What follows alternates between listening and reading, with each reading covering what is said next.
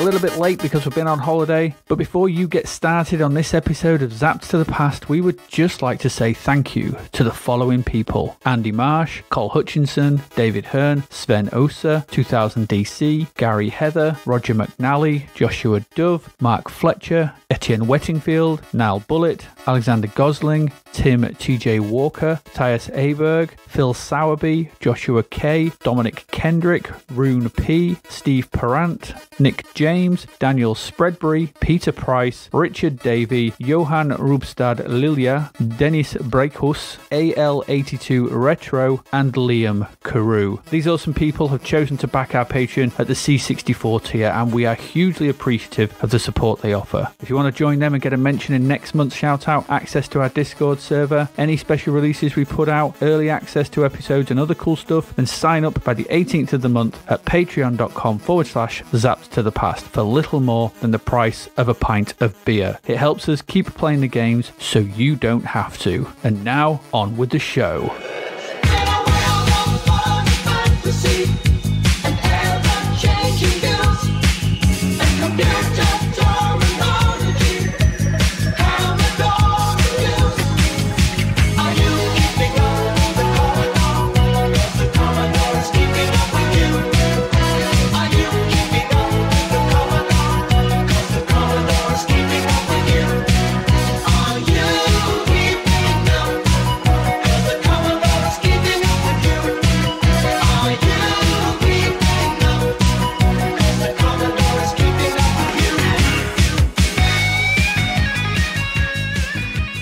Hello and welcome to episode 77 of Zapped to the Past. I am Adrian Mills and I'm joined as always by Graham Raddings. If you haven't listened before, this is a podcast where we discuss games that were released for the Commodore 64. Last time we looked at our first batch of games from issue 34 of Zap 64, which we are in no way affiliated with, and were perturbed by Platoon, surprised by Super G-Man, and boogied down to beat it. This week we continue our look at the games in February 1988, along with what was also going on in the UK albums chart that month. So Graham, inform us of the order of events for this week. Crabulon, attack! In this roadside farm shop selling horse-only carrots, the biggest onions in the known universe, sacks of used potatoes, a selection of homemade beetle-based preserves, a local cider called Eye Strainer, and an unusual collection of hand-carved wooden egg cups and neck massagers of an episode. We take our best flying saucer for an unwanted spin through a black hole and then have to seek and destroy star cells across the numerous levels of the brilliant Hunter's Moon, try and unpick the Spanish to German to English comedic paradigms of an unfunny comic-turned game in the utterly unfathomable Clever and Smart, fly a war teapot, and then run right and jump a lot in the fire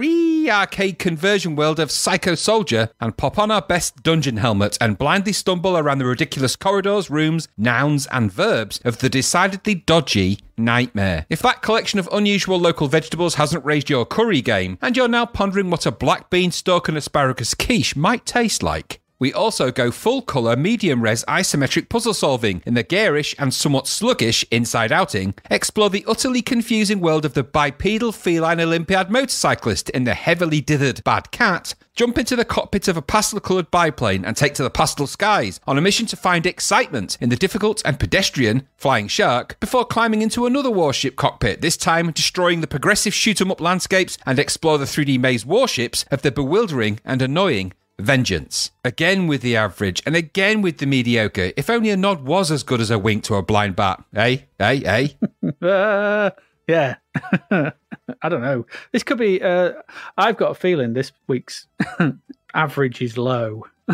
Well, let's just see what happens. Let's just see what happens, shall we? I think one of the things we should actually say is, because we haven't actually mentioned it yet, I mean, this may be coming out a bit late, but sad to see Ollie Frey. Yes, the passing of Ollie Frey. A real loss. Real, massive. Genuine loss. Don't really know what to say about it, really. I mean, he just was the visual influence of a lot of my teenage years with his amazing artwork for Zap. Just, you know.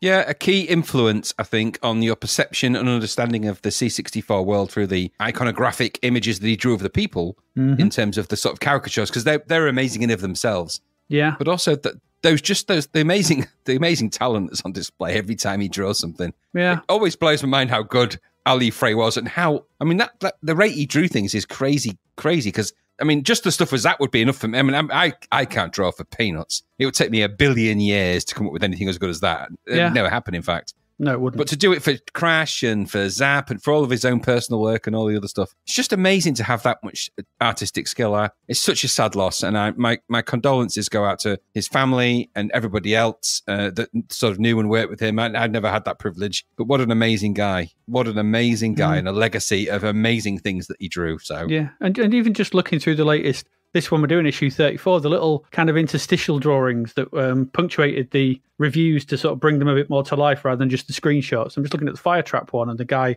hanging onto the side of the building. It's just, completely, just amazing stuff. So it's a very, very sad loss. Rest in peace, Oliver Frey. Yeah, indeed. What a sad week. It is. A sad week. Anyway, let's hope the games more than make up for it. We get into our first one? I think we should. Let's get into it then. Let's get into our first game.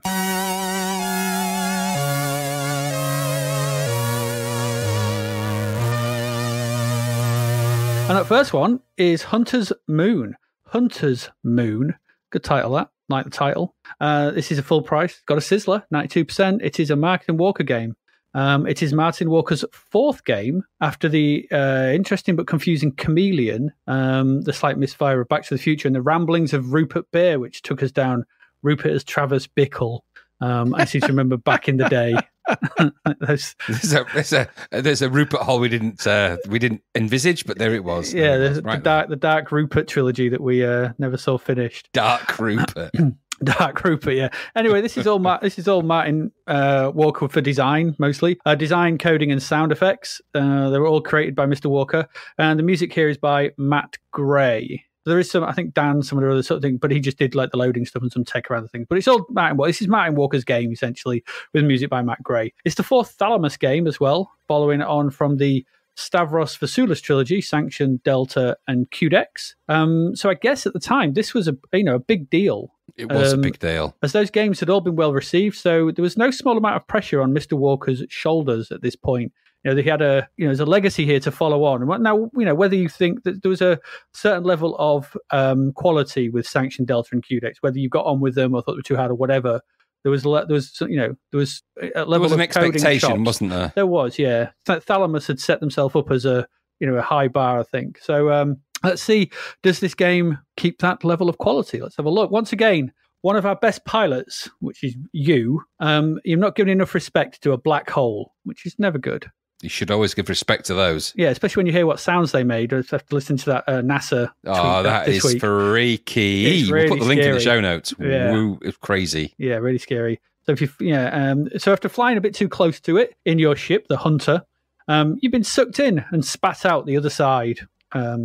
Which is lucky. You haven't been spaghettified and stretched to infinity, but you've been spat out the other side. From here, all you can see as you come out the other side are crystalline structures that house energy cells, and these structures are constantly being monitored and repaired by worker drones who move around the structures. Your computer tells you that if you have any chance of getting back home, you're going to need to collect all those energy cells, and that's how the game begins. So this is a collect them up. You've got to collect all these energy cells, and you've got to go through all the levels and collect them, and that's how you get back home. After the game loads, there's a very nice loading screen. We get an equally nice title screen. I think from the very start, this kind of oozes presentational quality. There's a level. There's a very, very high level here. The title screen itself is the name of the game, and this is like these animated alien life forms moving around in various patterns. Do you know what this reminded me of? And do you know what I think stuck in my head? I think this game somehow stuck in my head.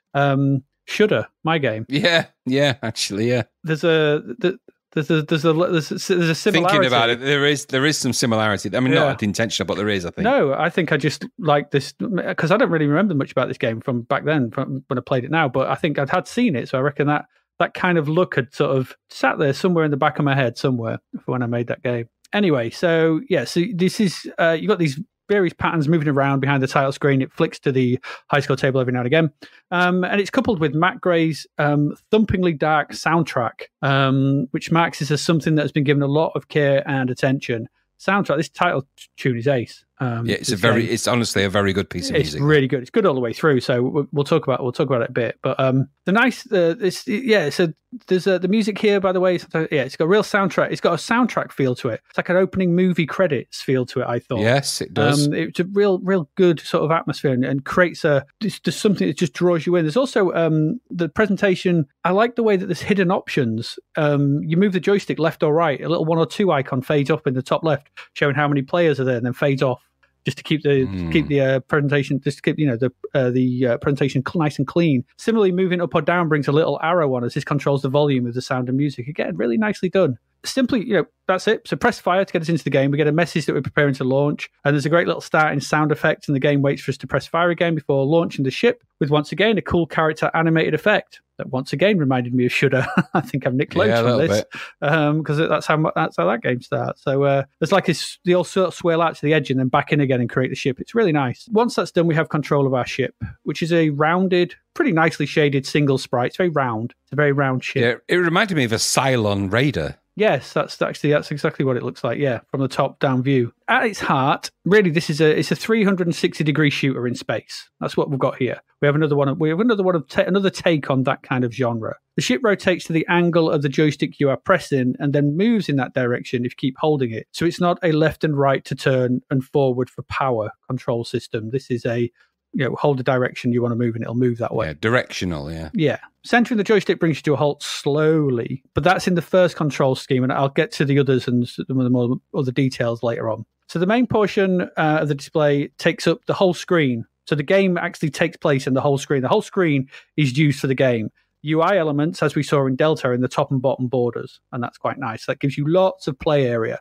Lots of stuff to play around with, so it's got a nice feel to it. So, again, presentationally, lovely. Following on from what we saw in Delta and things like that. And it's played out against a scrolling space background with nice twinkling stars twinkling away in the background. It's not it's not multi-layered, it's not parallax or anything like that, but they're still nice. The UI at the bottom has a space for the coordinates we need to collect in each level. So I'll go through the UI sort of thing. So the UI is at the bottom. There's a load of readouts and stuff that you got. The first one in the bottom left, there's a blank space, essentially a blank space. And that is where the coordinates you need to collect in each level to progress. The next level will fill in as you progress, but more on that in a bit. Then we have the countdown timer for collecting the energy cells. Again, I'll come to that in a bit. Next to that, we have the level number, then a small radar showing the location of the energy cells, then your remaining shields and lives. So that's the UI across the bottom. The UI at the top shows us which player is up, so 1 or 2 player, the score and the high score. So the game starts, and as noted, the object of the game is to collect the energy cells that are in the levels to get home. These cells show up on your radar as white dots, and you simply just got to go and collide with them to collect them. And that's it, really. But of course, it's not that simple. The energy cells are usually in the center of a pattern of sprites or characters constantly being monitored by white builder drones that move around the external edges of them. So if it's a series of square of number of sprites, then this white drone will be moving around them constantly. And so you can shoot the sprites or the structures that make these things up. But as soon as that builder sprite comes back round to it, it'll rebuild it. So it'll respawn, essentially constantly rebuilding it. So if you shoot something out and you want to get through it, you got to go through quick, because otherwise the builder drone will come back and rebuild it and it's there again. So you got to shoot it again. If you have contact with any part of the level, then your ship will blow up, and that's that. And you'll lose one of your 6 lives. Also of note here is that you cannot shoot the builder drones. So you can't destroy them to stop them from building everything. They're indestructible, like Captain Scarlet. So you can just shoot the structures. And sometimes you can't shoot those. Some of them are impervious to your lasers as well. If you lose all 6 lives, because 6 lives is what you have, it's game over. So that's what you got to do. Get through, find these white dots on your radar, go collect them, done. Now, at the start of the level, there's a countdown in the bottom UI. We'll be counting down from 8. So you've got 8 seconds, essentially. And in the radar, one of the energy cells will be flashing. So if you get to that energy cell in under 8 seconds, then supposedly, according to the instructions and what I read, it'll complete the level. You'll get the coordinate and you'll be able to move on. But I found that a bit hit and miss. I did it a few times and nothing happened. And I got to it within 8 seconds, but it didn't finish the level and I still had to go off and collect the rest. So I'm not sure if I didn't understand that process. It wasn't explained well enough. The Zap review said the instructions were a bit misleading, and they were because I had a look at them. I didn't know if there was something going on there. Maybe what I think happens is if you go collect the flashing one, you get a coordinate. To fill up the 4 coordinates, which means if you die on that level, you'll start that level again. If you then go and get the flashing one again, you'll get a second coordinate. And I think that's what actually happens. But don't quote me on that. I could be wrong. I don't know. It's just the instructions are not very clear. Anyway, collecting the flashing one or collecting them all will give you the coordinates needed to progress from this level. So usually you have to collect them all. On the first level you start off on, there's just one to go and collect, and then you can choose, you move on. So the game is structured into 16 levels. Each level is split into several sub-areas. So you've got, I think there's 128. I think there's 128 levels. Yeah, something like that, yeah. So there's quite a lot here to go at across those 16 levels. So once you've completed one sub-area by collecting the cells, you'll be greeted with a map of the level that you're on. So in the first level, it's like a diamond, and you start on the left. So the level you started on is the left-hand side of one, which means, and you're connected to the top of the diamond and the bottom of the diamond by little lines, and you can then go and choose which one you wish to go and do next. As long as you're connected to it, you can choose to go and do that one. Once you select it, you press the fire button, you select it. Once you're in that sub area, however, you can only get out of it by completing it. You can't go back to that map and try a different one if you're having problems. You've got to complete it to get out of it. If you collect all the letters of the subcoordinates, so sometimes you can. I've had issues, sort of things where I have collected the flashing thing in one level twice because I died, and so I didn't have to do all the areas in a level. So it will complete that section, that's one of the 16 levels, because you've collected all the coordinates, and it takes you essentially, once you've done that, you can progress to the interlevel bonus stage, because these games have an interlevel bonus stage. They always do. Here you are attacked by 8 builder drones in various patterns. So in these, it's the little white squares, but you can shoot them in these levels, and in fact you have to shoot them to progress. You're routed to the middle of the screen. You don't fire. Essentially, you just fire in 8 directions, and they swarm around you in different patterns. There's 8 different patterns that they can be in, and it's a randomized pick as to which one it is that you'll have to deal with. If you shoot them all, it rewards you with both an extra life and an extra shield. I'll come to those shields in a bit later. But being hit by them or the bullets they shoot means you lose a life. Although if it's your last life, you will not lose that life, so you can still carry on to the next level.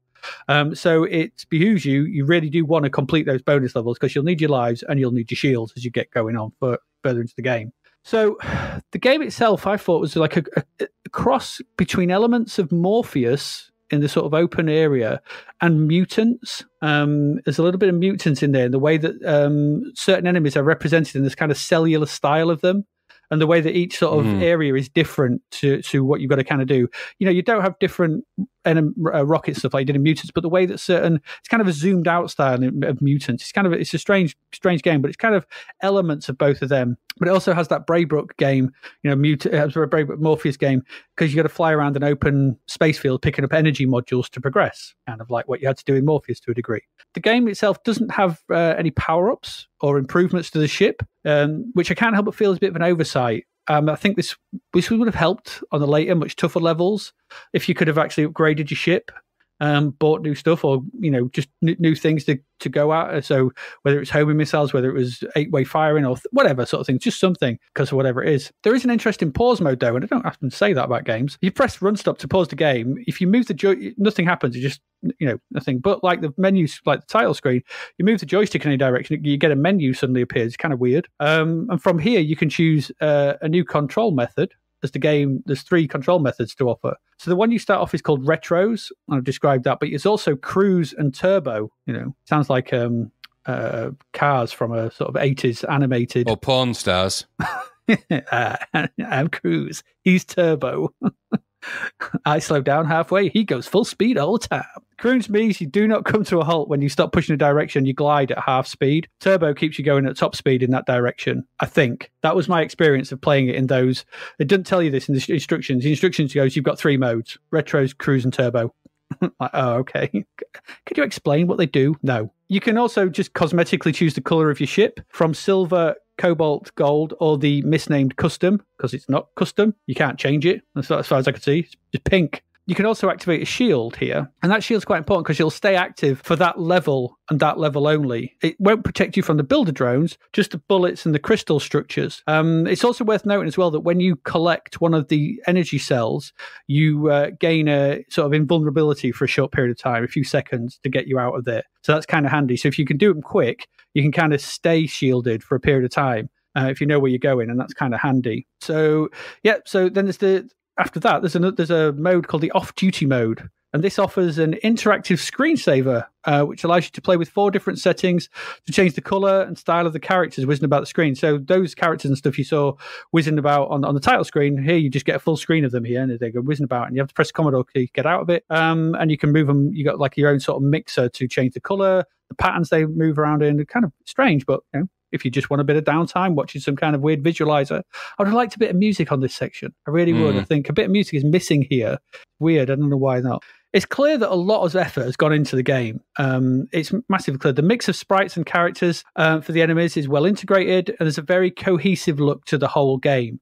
The music is exceptionally good, with Matt Gray producing something distinct to him, but it's also reminiscent of I thought it was reminiscent of Hubbard at his best. It had hints of Knuckle Busters and stuff in that. He has a lot of Hubbardy leanings, I think. Yeah, he does. He's very similar in style, and I think this is a Hubbardy style one, but it's also Matt Gray, but it's just very good.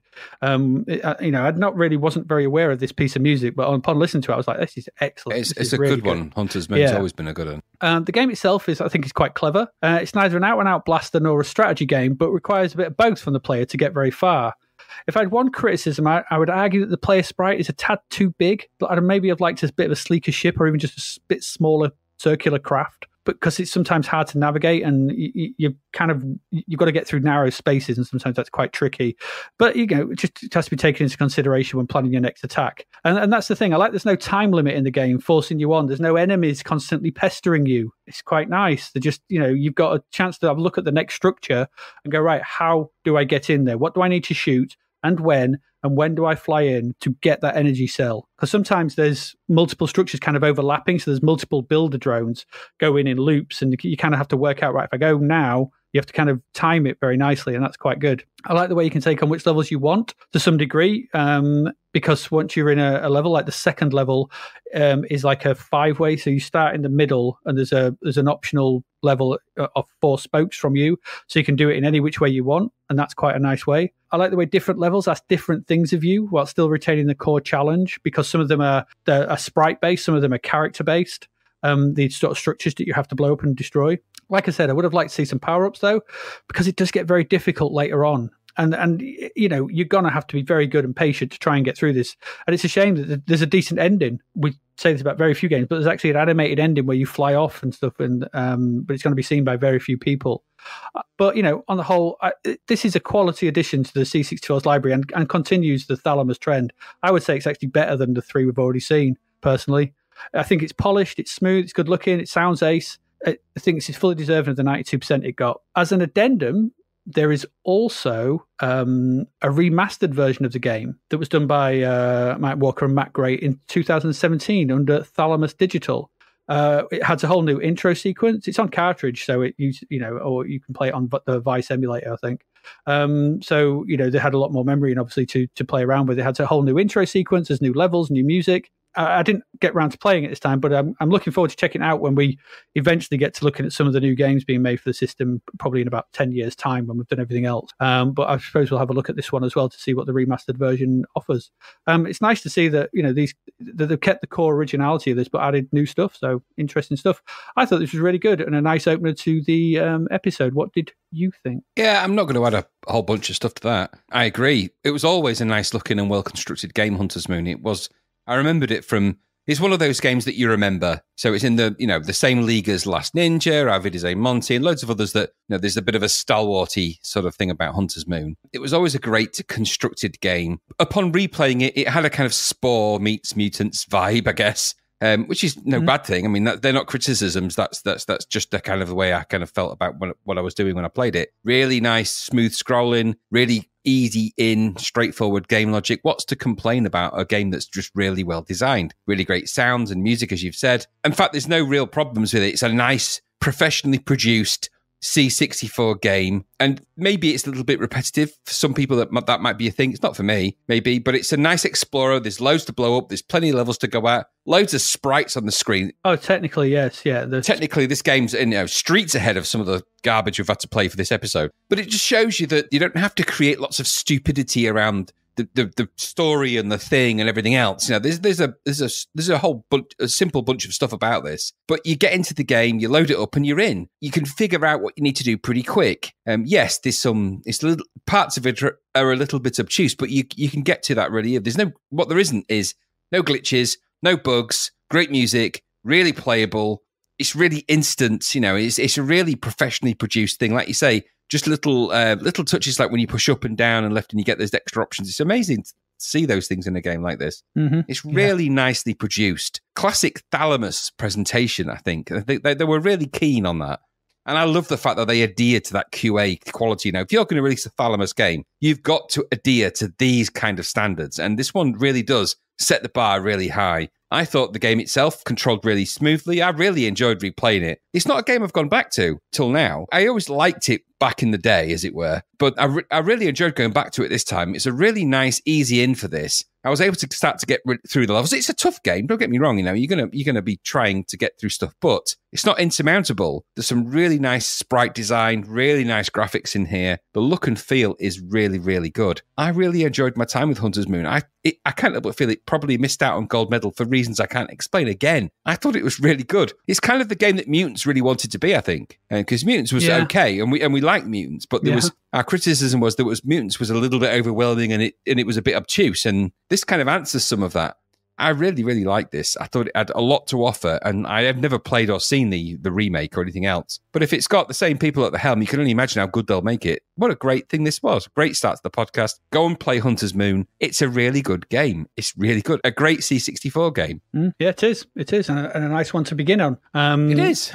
I have to say, I don't think I actually played it much back in the day, so it was all fairly new to me. That's crazy. I had Hunter's Moon, and I had it I got a legitimate version, quite early on. And but it was one of those ones. It's funny. I was thinking about this actually, because when you trade a lot of wares at that time, and this isn't any disrespect to programmers, game teams, producers, everything else, but I was part of the scene, and part of the scene was that you got a lot of demos and games. That's the way it worked. And sometimes games came along that really made you go, "Wow, that's amazing!" And you saw a lot of games when you were part of the scene because you got a lot of products sent through that was cracked, a lot of it. And there was loads of stuff cracked. Yes. But certain games would stick out, and Hunter's Moon was one of them. It was one of those ones that when you saw it and you loaded it and you saw that on your screen, you were like, this is really good. Yeah. Now, the volume of games that you get through that shows you that there's sometimes certain things just stick out. Yasagi Yojimbo's another one I can think of just off the top of my head that make you go, wow, there's something about this game. And Hunter's Moon was definitely one of those. I think the crackers out there probably have got a lot to say about that, but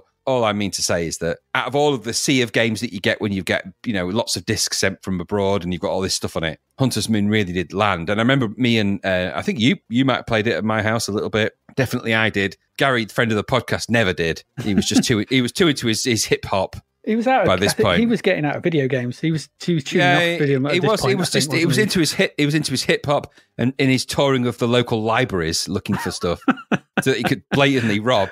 Yeah, he actually had a T-shirt, didn't he, made up of the names of the libraries on the back. Yeah, like a tour T-shirt. Yeah, 1988 tour of the libraries. He actually took me recently when I went to see him on a tour of the stolen product that he got from various libraries. But, that's why we can't name him fully. But more importantly, that certain games that would even stick out for him, and I think this might be a little bit late into the day when he was into it, but I think even he was like, there was something about this one. I remember we all kind of were like, wow, this is something special at the time. So very good, very cool game. This. Indeed. What a great start. This is ace. Great start. I love it. I love it when we have a good start. Because it means that everything else coming after it will also be just as good. Yeah. There it does. Yeah, it does. Don't shatter my hopes, even though I know what's coming up. No. Exactly. No, it's like watching The Wicker Man. Yay! Yeah, it'll end happy this time. Maybe this time he'll find Rowan. Yay! Absolutely. Maybe this time Old Yeller won't get ill. No. Oh, let's move along quickly. Or not, into our next one. We like Hunter's Moon, it's good.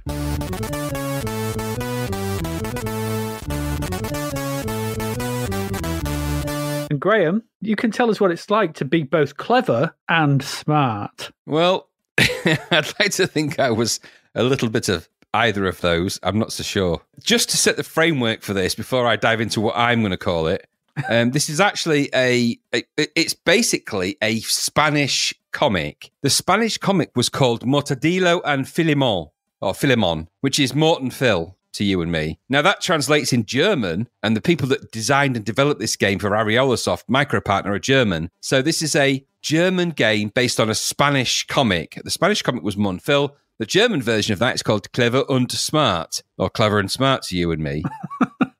And I don't know. I couldn't understand that German. Just speaking gibberish. Clever and smart. I'll say it slower so you can be sure to understand.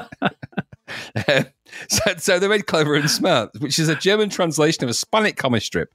Now, just before I even get into that, the Spanish comic strip of Mort and Phil has been translated into more than 20 languages around the world, including, let me tell you this, Afrikaans, Arabic, Danish, Dutch, and German. It hasn't necessarily remained the same name in those areas. So the Afrikaans version of Mort and Phil was Rommel and Drommel. Okay. Yeah, in Arabic it was Smart and Cunning. In Danish it was Flip and Flop. In Dutch it was Palang and Co. This is the alternate lyrics to the start of The Storyteller. And oddly, in German, I am Flip and Flop.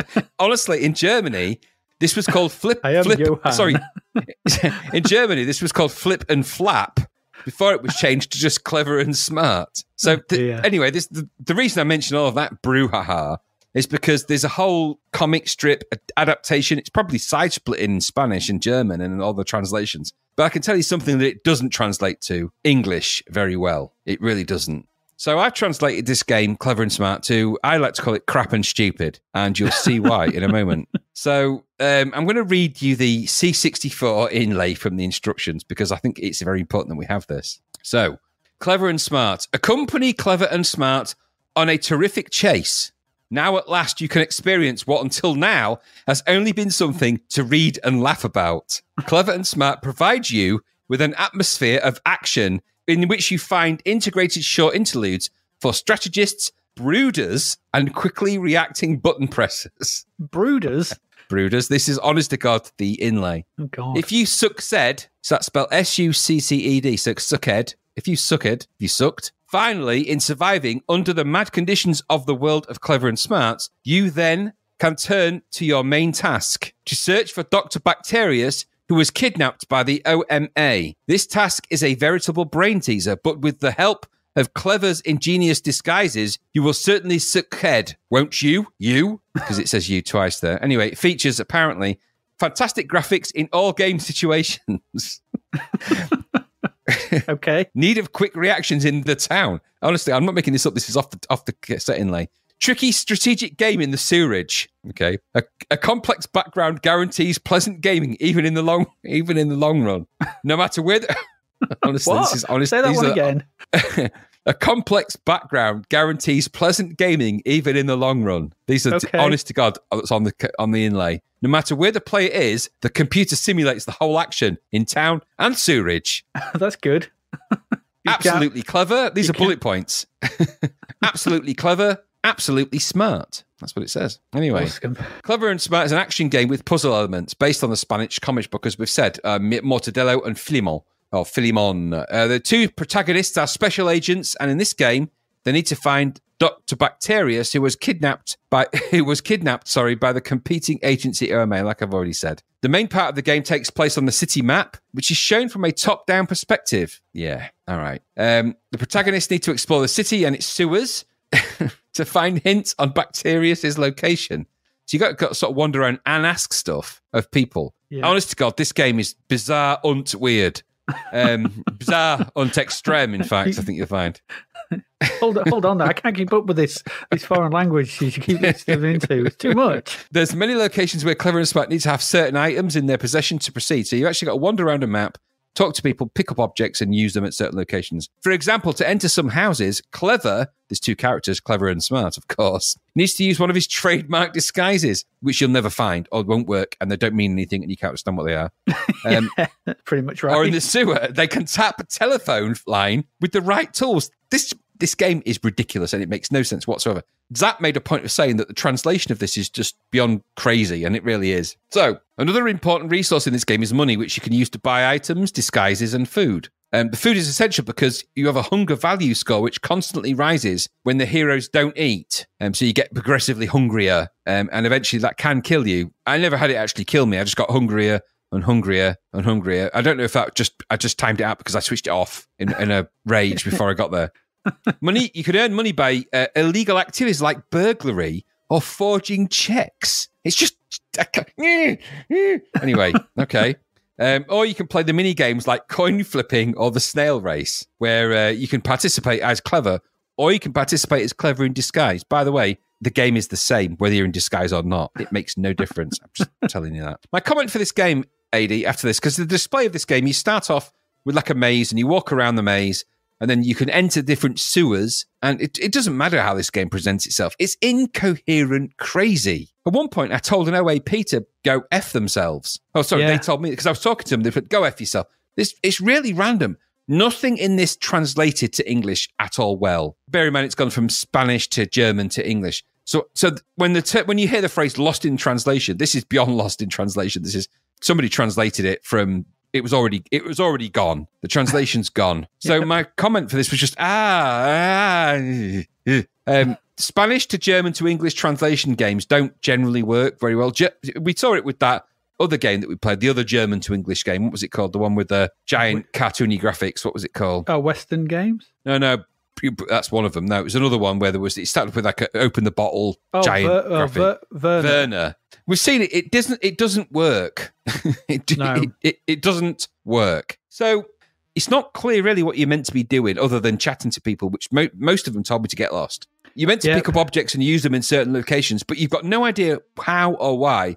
And the sort of guidance you get is almost insulting and doesn't really work. I guess it's part of the comic thing to sort of be that way, but it doesn't translate. So because it doesn't translate, the game makes literally no sense whatsoever. Not only that, you have no affinity for these characters. They're drawn in that kind of Werner way as well. So the characters themselves, they're quite big sprites that you control, generally speaking, as you move around. Mm-hmm. But that said, it makes no difference. If the game is not understandable contextually and it's not been localized properly, it makes no sense whatsoever, which is exactly the problem with this game. So from the instructions to the game, the only thing I can really tell you about this game is that it involves two characters that have to wander around and try and do stuff. Other than that, because of the very poor translations of everything else, and I think kind of rushed to market, and it was developed by German developers who probably didn't understand a word of English, it does not translate. So when you play it in English, you're like, what the hell does that mean?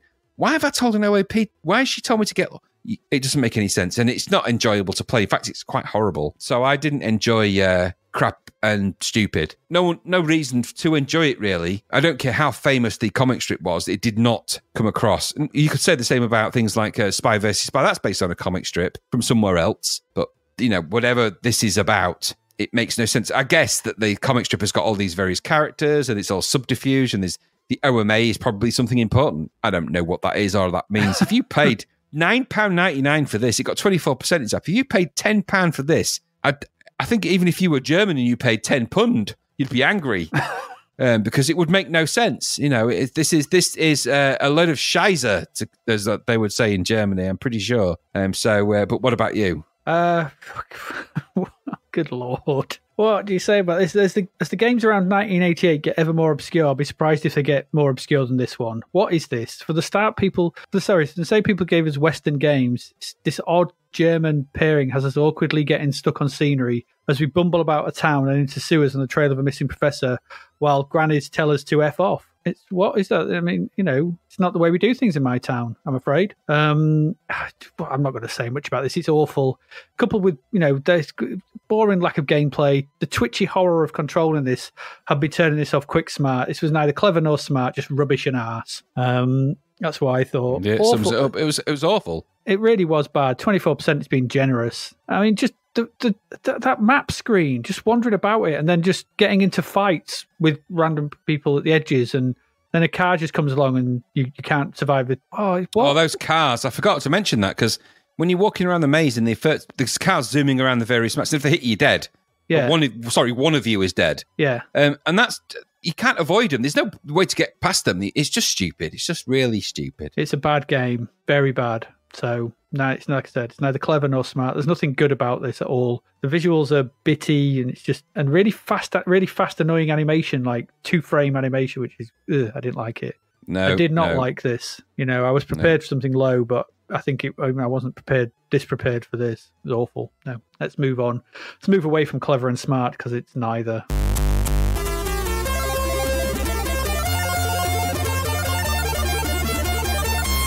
And again to our next one. This is an arcade conversion. This is Psycho Soldier, £9 from Imagine or Ocean. Was it Ocean that did this? Ocean.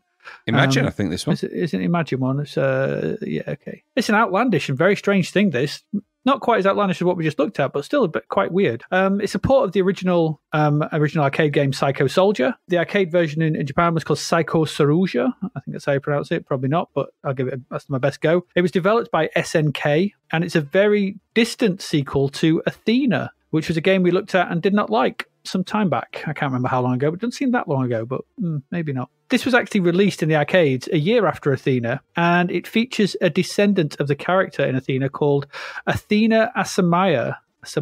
And she happens to have psychic abilities, hence the title Psycho Soldier. These abilities help her to unlock secret powers inside herself and help her advance her career as a pop singer. Yes. This is weird. It's very strange. This is the plot to the arcade. The home conversion is a bit more grimdark, shall we say? Where this is like when evil beings appear in her hometown, she sets out with her psychic powers to save the town and destroy this new menace, and also make her pop career go better. So that's cool. That's what she wants. It's something like that. Who knows? The blurb on the inside of the tape has this down as you playing Athena again and tries to tell us some dark apocalyptic tale of being used by the gods or something, whilst evil entities arrive and you've got to save them. This is very odd. And really, it's completely at odds to the game actually enclosed within that case, because it's nothing to do with that. It's more in liking of the sort of light-hearted arcade story. So they've clearly tried to darken this, but to reasons they couldn't, because the game isn't. So weird. It's very strange. It was hard to track who made this. Lemon 64 just lists the name Source as the coder. Although on Wikipedia it does have a note that the Spectrum version was also done by Source Software, and that is Ross Harris. Maybe he did this version as well. I don't know. Graphics were by Chris Gill. And the music as well is by Source, so maybe it was Ross Harris as well. I don't know, I'm not sure. Once again, this game features a very sexualized, not as much as Athena, but again, quite a sexualized Bob Wakelin cover, an advert that's taken inspiration from the 80s bodybuilder Lisa Lyon. And once again, it bears very little resemblance to the game or design of the main character. They've looked at this, they've drawn this, they've tried to go to this grimdark, and then the game itself ties into none of that. I'm not knocking the quality of Wakelin's artwork, it's excellent, of course, but this is an anime wannabe pop idol, not an ultra-muscular female bodybuilder from America. Weird. So I don't get it. I just don't. I know what they're aiming for. They were trying to turn it into something that it simply isn't, but then the game isn't. So you felt left, hang on a minute, this isn't what I bought. Anyway, the game itself is bare bones once it loads. You've got a title screen. It's got the title in a raster bar form, so you've got this outline in it, sort of yellow and red lines moving up and down it. And weirdly, if you have your joystick, I think in port 1, and you move it, those lines move faster. It's strange. I don't know why, but they do. Bug. Bug, probably, yeah. There's an instruction to press fire to play, and that's your lot. Getting into the game, you start by controlling a little flying, I don't know what it is, like a little trial sort of traffic cone type shape thing. And you can shoot, this fires lasers, but after a short time, Athena will pop out and you will now control her. That's a pain because she kind of drops to the nearest one, even if there's an enemy nearby. So you'll die a lot here by just enemies just being in the way when you spawn. Oh, yes. So that's quite annoying. So this game is an auto-scrolling shooter with 4 levels of platforms for you to jump between. It scrolls constantly from left to right, and you just have to basically move up and down, fire left and right, and that's it as it scrolls along. You can fire lasers, and around you there are 4 circling bombs, which can also be launched with the press of the fire button. No, it's spacebar, I think, isn't it? The UI at the bottom has your score in the bottom right and your bomb energy, which is different colours for different types of bombs, and then another bar showing the number of bombs remaining. Although I thought this was represented by the bombs floating around you. It's very confusing. I didn't fully understand the UI and how it tied into what the game was, but I found it confused anyway. As the screen scrolls to the right, you've got to destroy the various enemies that roam the platforms. Contact with them spells death.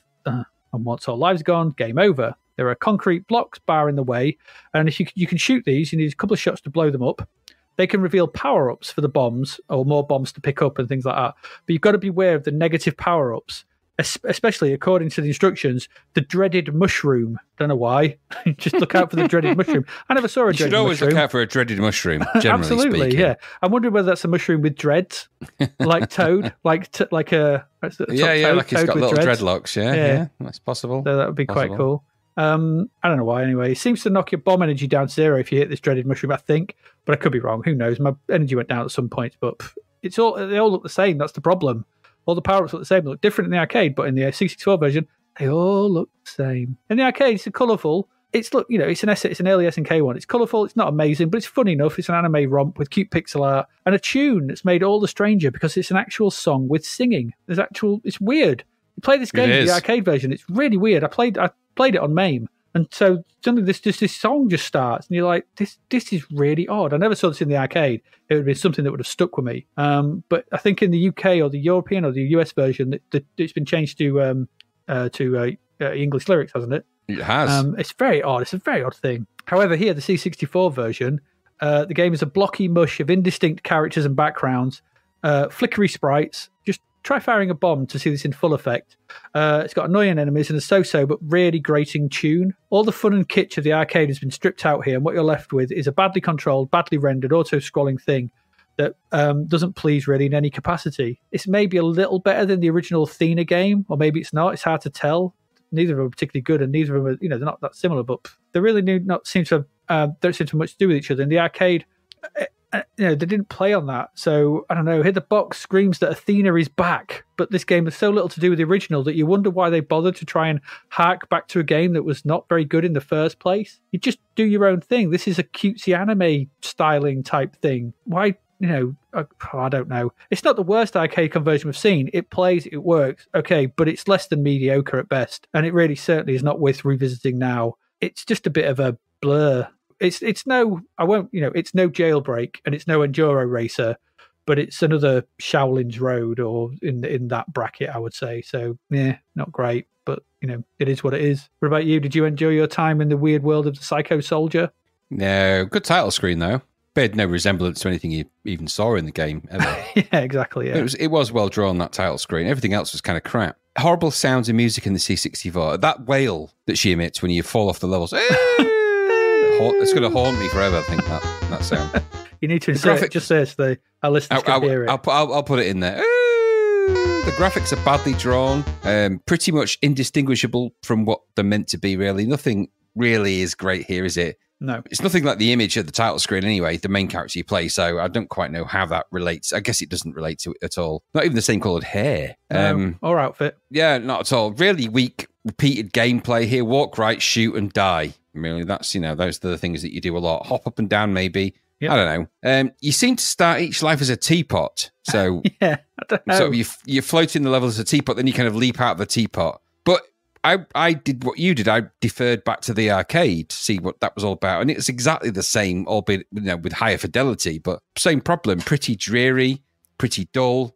Aside from that crazy music, the music now, fire, the fire thing. And yeah, it's weird. I found some interesting links to that, which I'll post in the show notes, to the original version that's in the arcade. There's an English version as well of that, the translated version, which doesn't sound quite as good. It sounds like it was recorded by someone in their bathroom, the English lyrics. There's also, there was a recorded version of that was released on cassette with the Famicom version of that. And I'll put the link to that version as well, because that's like a professional studio version of the same thing. And I'll even put the lyrics in there, The lyrics are things like the psycho ball's light bursts and Athena's form shines. The psycho sword cuts through the darkness. Athena saves dreams. I'm pretty sure that sounds way better in Japanese. It sounds awful. Yeah, probably. But I like the idea of fire, Saiko Shajora, which is fire, psycho soldier. I'll put the lyrics in there. All of that's moot. That, in all fairness, nod to the arcade for 1986 doing something which is crazy, having a song with actual vocals in it in an arcade game when you play it. Crazy. I think it's the first one to ever do that. And that is amazing. The C64 owes nothing to that, though. So that's almost like comparing a Porsche to a Fiat Panda. There's no point in doing that. No, there really isn't. So this bore very, very little resemblance to that arcade. You know, it hinted at it. It's kind of, it's one of those, you know, Aldi versions of something. It's an almost right. It kind of looks like it, but this was, you know, full price, $8.95. A very niche arcade. Yeah, but this is what baffles me. These are licensed games. Okay, fine. They're really obscure arcades that not everyone's even going to. And I mean, there's no real indication this is a sequel to Athena. No. You wouldn't necessarily know that from anything you see in this advertising or this game or anything else. I don't think it says the great sequel to Athena anywhere, as far as I'm aware. So it got 57% in Zap. I think it's lower than that, really. It's an expensive hop up and down kind of scrolly thing. The only thing I'll say, and it's something that I noted in the Lemon 64, someone had put there, I think it might have been Sit actually, this is one of the first pixel background scrollers in the C64. So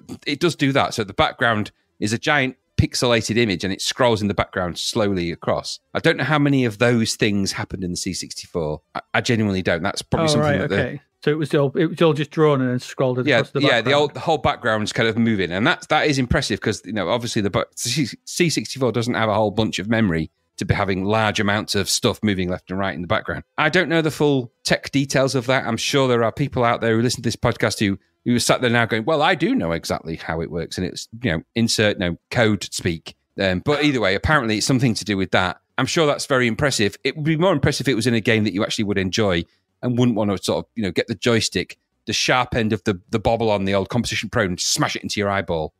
So I didn't enjoy Psycho Soldier. I thought it was looked to me like an expensive rip-off of an average game, a classic average arcade game conversion. Yeah. Average equals average. Mm-hmm. Sometimes less so. It's a squinter. If you squint, it kind of looks like the original. It is a squinter, you know, and as they said in Game of Thrones, squinter is coming. So absolutely. and it came in the form of a Psycho Soldier.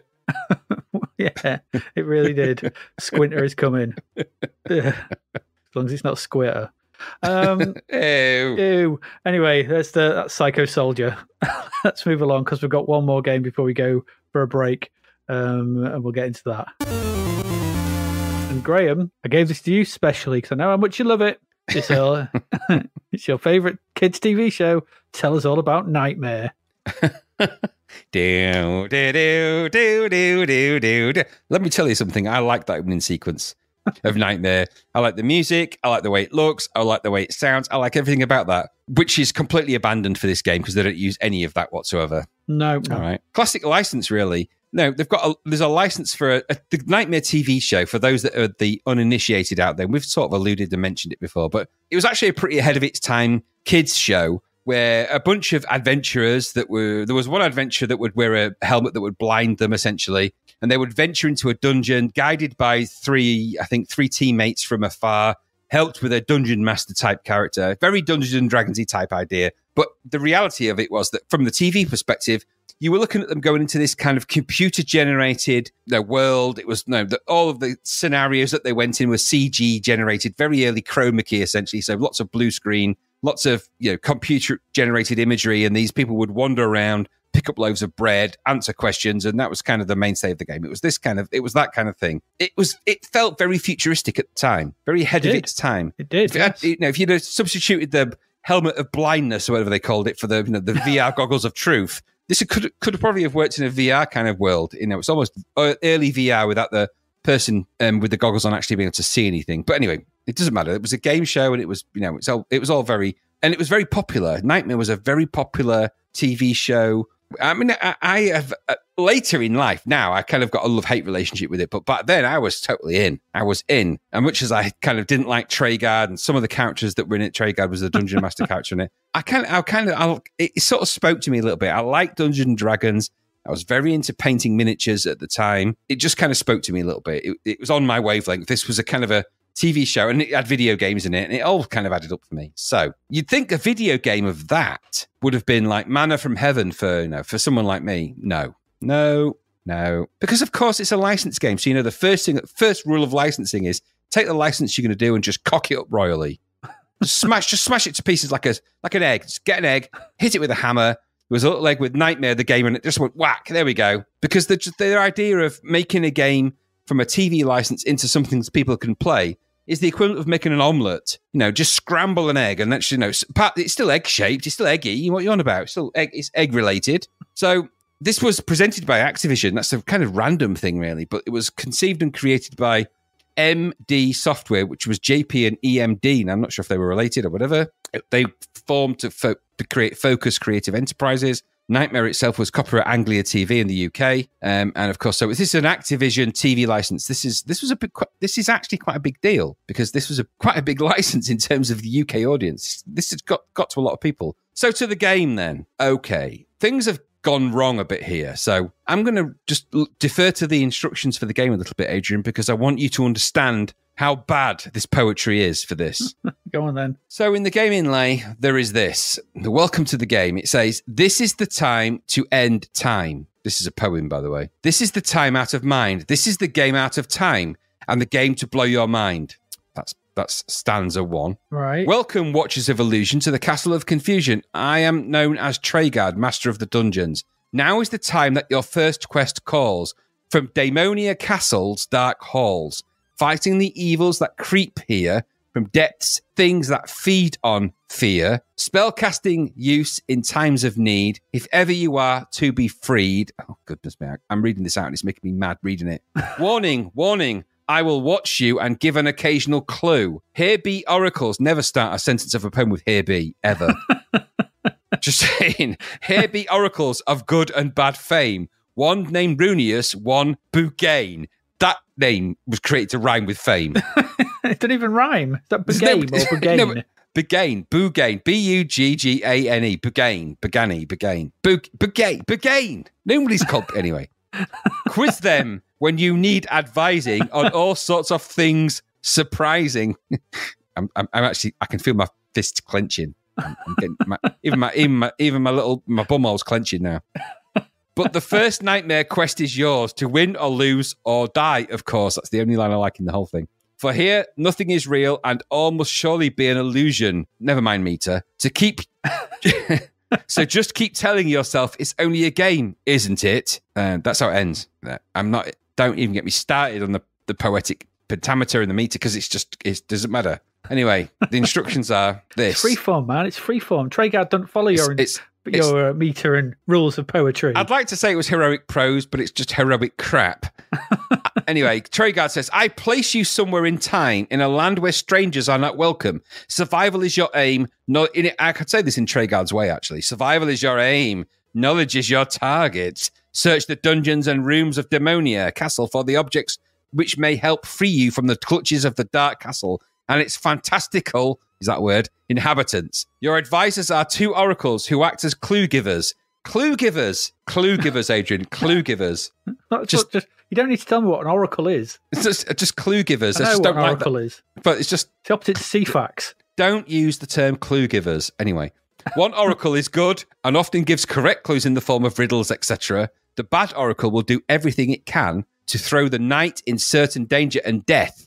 These are, honest to God, the words from the box. The knight may consult the oracles, but that's you. But only one will answer and may not be cross-examined by the knight. Be carefully studying the contents of both oracle statements. Valuable clues may be learned. I can tell you they're not. Your life force is represented by a candle at the end of the page. It will decrease throughout the game. Life force is further decreased each time the player is hit by a guard, for example, and life force never increases. Chirpy. Each page of the book details some place within the castle into which life is breathed when you direct the knight into it. I swear this is written by a 9-year-old. The Dungeon Master and Oracles watch over all the knight's actions, and each may appear from time to time to offer comment. So this is based on the TV show. Not you'd know that from that crazy bunch of nonsense. And when I say it's based on the TV show, it's got the same name. That's the only link. It's the same. It does name. have the same name. Yeah. That's where the similarity to the TV show starts and finishes. The name Knightmare. In this game, you've got to guide the player out of your dungeon, solving clues and interacting with objects. So it's basically a dungeon crawler, sort of move around, pick things up, and everything else. This is achieved with movement from the joystick, okay, and really crappy keyboard verb-noun commands that neither work or make any sense. The idea here is that you can press your quick keyboard command, so T for talk. And it doesn't work that way, though. Inevitably, you can actually just press the shift key to scoot through the various commands, and you press return on the one you want. And then you have to press the shift key again, or the various key.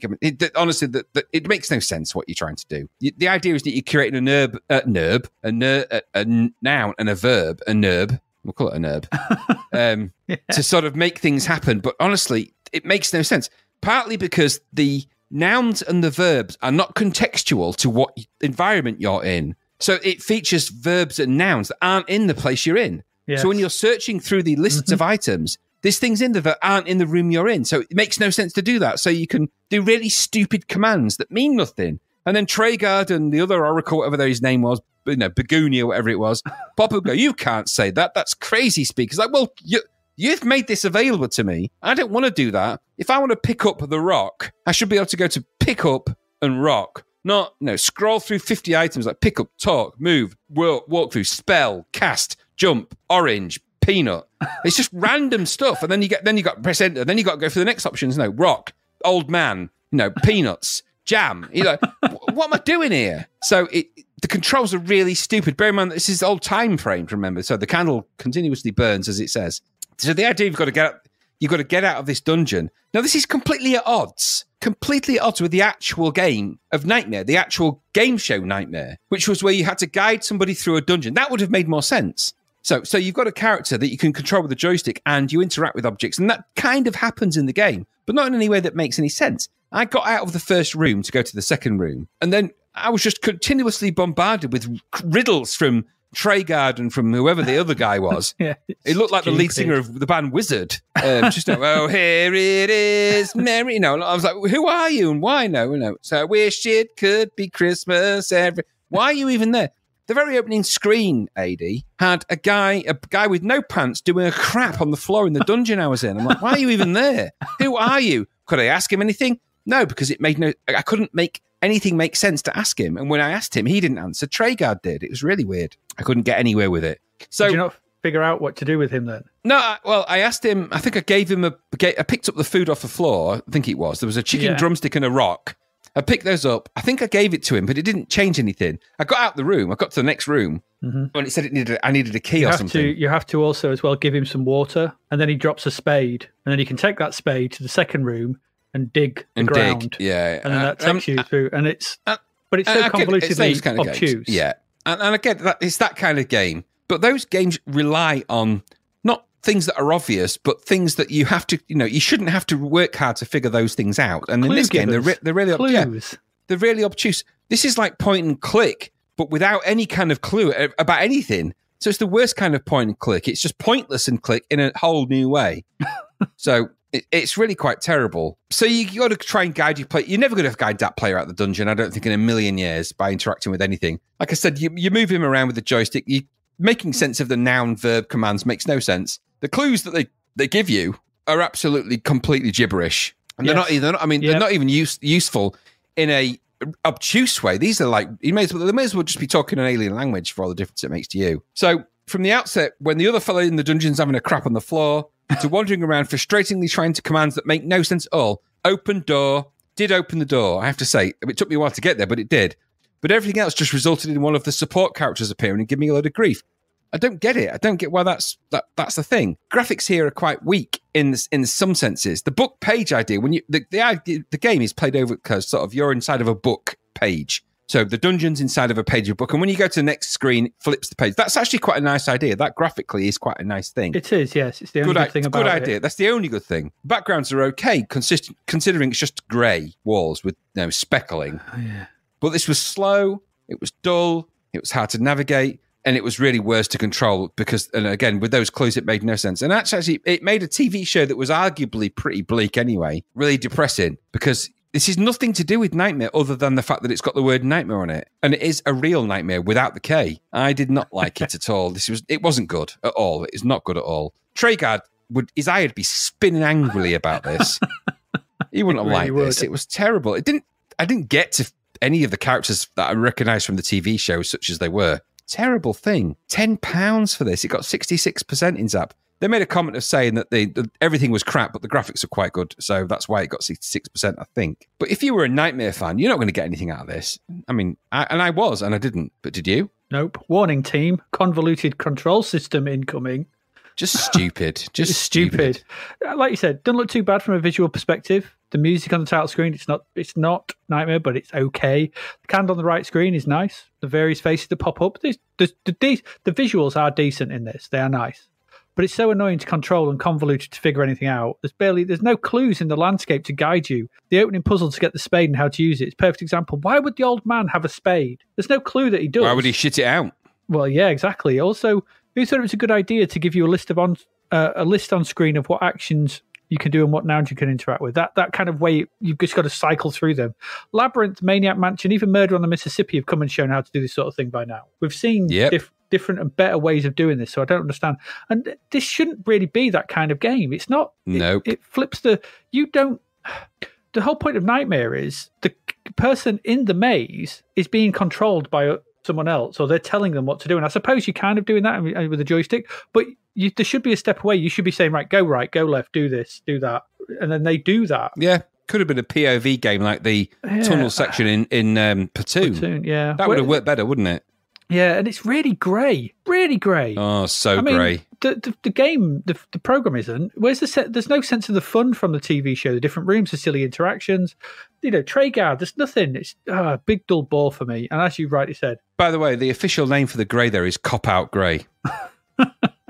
Cop Out, yeah. As you rightly said, a proper nightmare without the K. No, didn't like this at all. Didn't enjoy this. Even as an event, no. Oh, no. Just no. Well, the mainstay of the game show was they didn't explore a lot of dungeon rooms. They were mainly corridors, and then they went into a room where there was a thing. There might be a table or objects, and then somebody would ask them questions, and that supposedly happens in this game. I did not get to a lot of that. I was just mocked by Traeger and his weirdly hair-coloured crazy friend. Well, I did the digging thing, and then you get to a room with two guards in it who try to kill me. I managed to open the door and run out, and then I was just in a really long corridor for endless, boundless screens. And I was like, oh, you know what, this is boring. Sounds about right. And that's exactly what happens. Yeah. So no, this was a proper nightmare. Here we go. That's the last game of this half.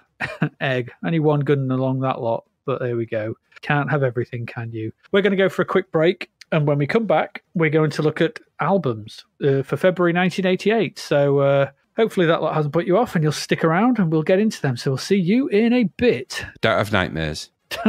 Don't have nightmares. No, don't.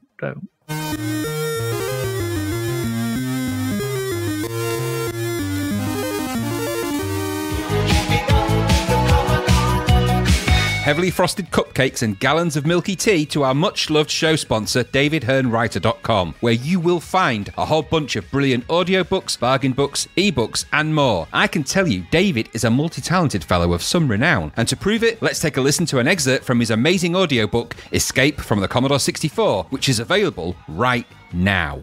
Frustrated, she pushed the corner of the aha poster back into place. "Stay," she whispered. She waited.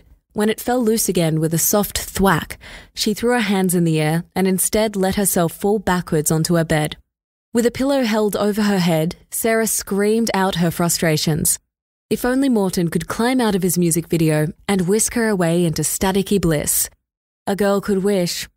She thought of Reese's first crush on the back of his door, her checkered love matching his checkered past of returning games, or worse, making others do it for him. Well, colour me convinced. That sounds bloomin' awesome. For more, you can visit davidhearnwriter.com. That's David, Hearne, writer.com to grab yourself some of that juicy, juicy stuff. What are you waiting for?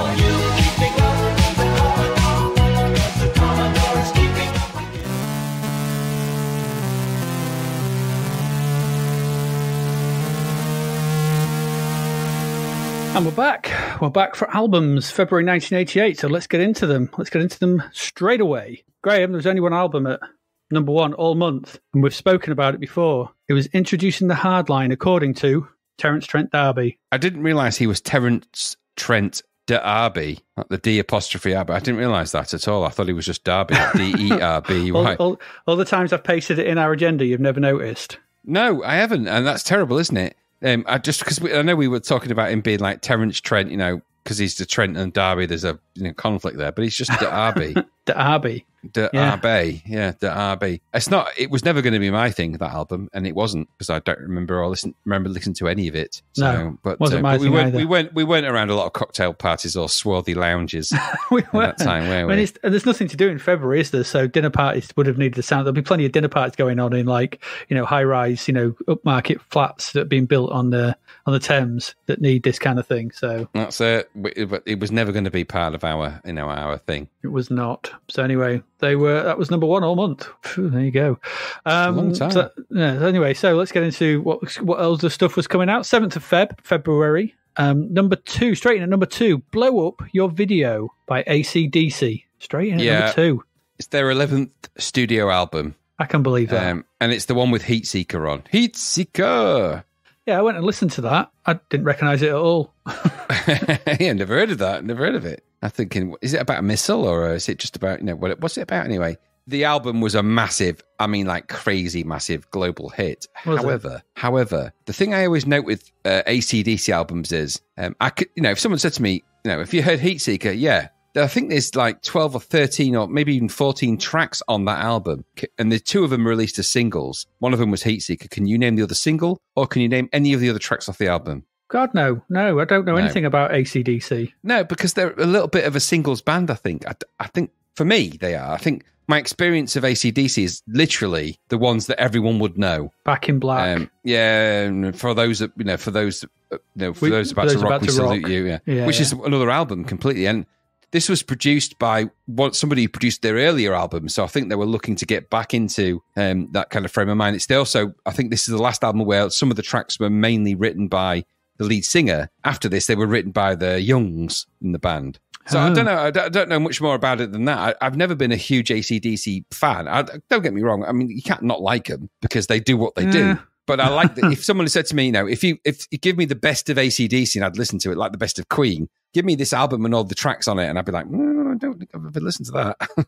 So, no, I can't imagine you would want to. No. This is one of those albums, isn't it? It's like big fan base, buy it day one, and then it disappears. Yeah, you can't argue about that. Yeah, exactly. It's they are a huge fan base, and 11 albums is an amazing thing. So, and they would have live toured that like crazy. So there you go. Yeah, it said in the wiki that Blow Up Your Video was a line from the second single, the title of which eludes me now, but it's about them.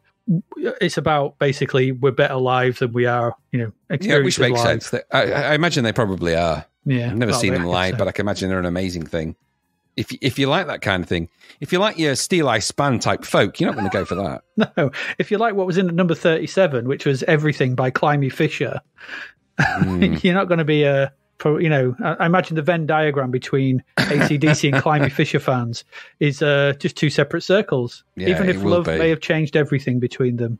Now, I listened to this album on Spotify because it's on Spotify, because I wanted to sort of see exactly what Climby Fisher was, because I'd heard the name, and I'd heard of Love Changes Great Everything. Song. Yeah, I'd heard all that, and I thought, okay, so let me give this. This could not sound more like a late 80s album if it tried. It's not my cup of tea, but it sounds so much like the output of that time that it was crazy. And it made me realize that so many of the studios around that time were relying on the same technologies, the same recording technology, the same recording desks, the same technology and synthesizers and all of this sort of preambles and everything else and all of that setup. There's no wonder the sound becomes derivative. If you took out the guy singing in Climby Fisher songs and put Belinda Carlisle in, I don't think you would have been too surprised that it sounded a lot like the same kind of backtrack. It blew my mind how 80s it sounded and how much, and it fits into that paradigm. So it's mad, crazy. I have a feeling somewhere in my head that I've read that they wrote a lot of music for people as well before they formed Climby Fisher. I seem to remember. I can't remember, but maybe they did. Maybe they didn't. But that would probably explain it. But anyway. But yeah. I don't know if it's the same producers, but I do know that the technology that was in the studios was starting to align. So synthesizers, because the cheaper synthesizers were coming out from Japan at the time, the Rolands and the stuff like that, studios were filling their their spaces with those. So if somebody was recording default setting number 7 on the Roland DX7, they used it on 6 different albums because it sounded good. Well, they're all going to have that kind of sound on them, aren't they? They are, yes. And this particular album, it feels very produced in that way. It does. It probably was. Right behind them at number 38, though, was Jackmaster Volume 2. various artists. Are you a Jack master, Adrian? Are you the master of Jack? I believe so. I'd like you to demonstrate your jacking right now. Jack. No, I mean the dance. Never mind. Oh, no, I couldn't possibly. I couldn't. This floorboards are too squeaky in this room. Well, this album featured great tracks like "We Came to Jack," "Jack to the Sound," "We Don't Know Jack," "Jack and the Beanstalk," "Carjack Backpack," "Jack Back Heart Attack." So many more. Does it feature Jack though? I don't know that for sure. Maybe, are those titles real? Some of them are, some of them aren't. Can you guess which ones are real and which ones aren't? I really can't. I'm guessing Jack and the Beanstalk's not real. Carjack Backpack. That's not real, though. Are any of them real? Yes. We came to Jack and Jack to the sound. And we don't know Jack. Those are real. Okay. No Jack Attack. So you've passed the Jack Attack Jack test. I got my Jack accreditation. You have got your Jack credentials. However, later down this particular album list, you will find there's a house check. I know. You passed the house challenge. So no, we'll probably not. Number 71 was Time and Tide by Basha. Yeah. Who's this? I don't know. Basha was a Polish singer-songwriter. Oh. It's really strange, this album. It was their debut album from her, and it's very MOR, very middle of the road, very easy listening, nothing that will make you feel anything other than very derivative of that kind of sound, very 80s. It sounds like a little bit like Grace Jones, if you ask me, but kind of a softer, more approachable Grace Jones. If Grace Jones was given a fruit basket by a company that produces branded envelopes, that's the sound that she would make. I'm trying to think of a company that makes branded envelopes. When did I get an envelope by mail? Oh no, that's Royal Mail. I just deliver them. Anyway, that's what it's very forgettable, and weird. But no one's ever bought me a fruit basket. Really? Has anyone ever bought you a fruit basket? Yeah, they have actually. Yeah, why? Twice. Just the same person. Like a nice thing to do. Yeah, it's a nice thing. A fruit basket. Yeah. Were you in hospital? There is a lot. No, it wasn't. It was just it was a fruit basket as a gift. It was a nice thing to get. Loads of bananas, grapes. So it was good. I don't know what's funny. I don't, but it's true. It was a nice gift. Yeah, I just found it like a weird gift. It's like someone just brings you a fruit basket. You're like, thanks. Yeah, it's nice to receive the gift of fruit. I don't know why it's tickling me so much. And I'll tell you why it's kind of crazy. And that's the thing that it leaned into.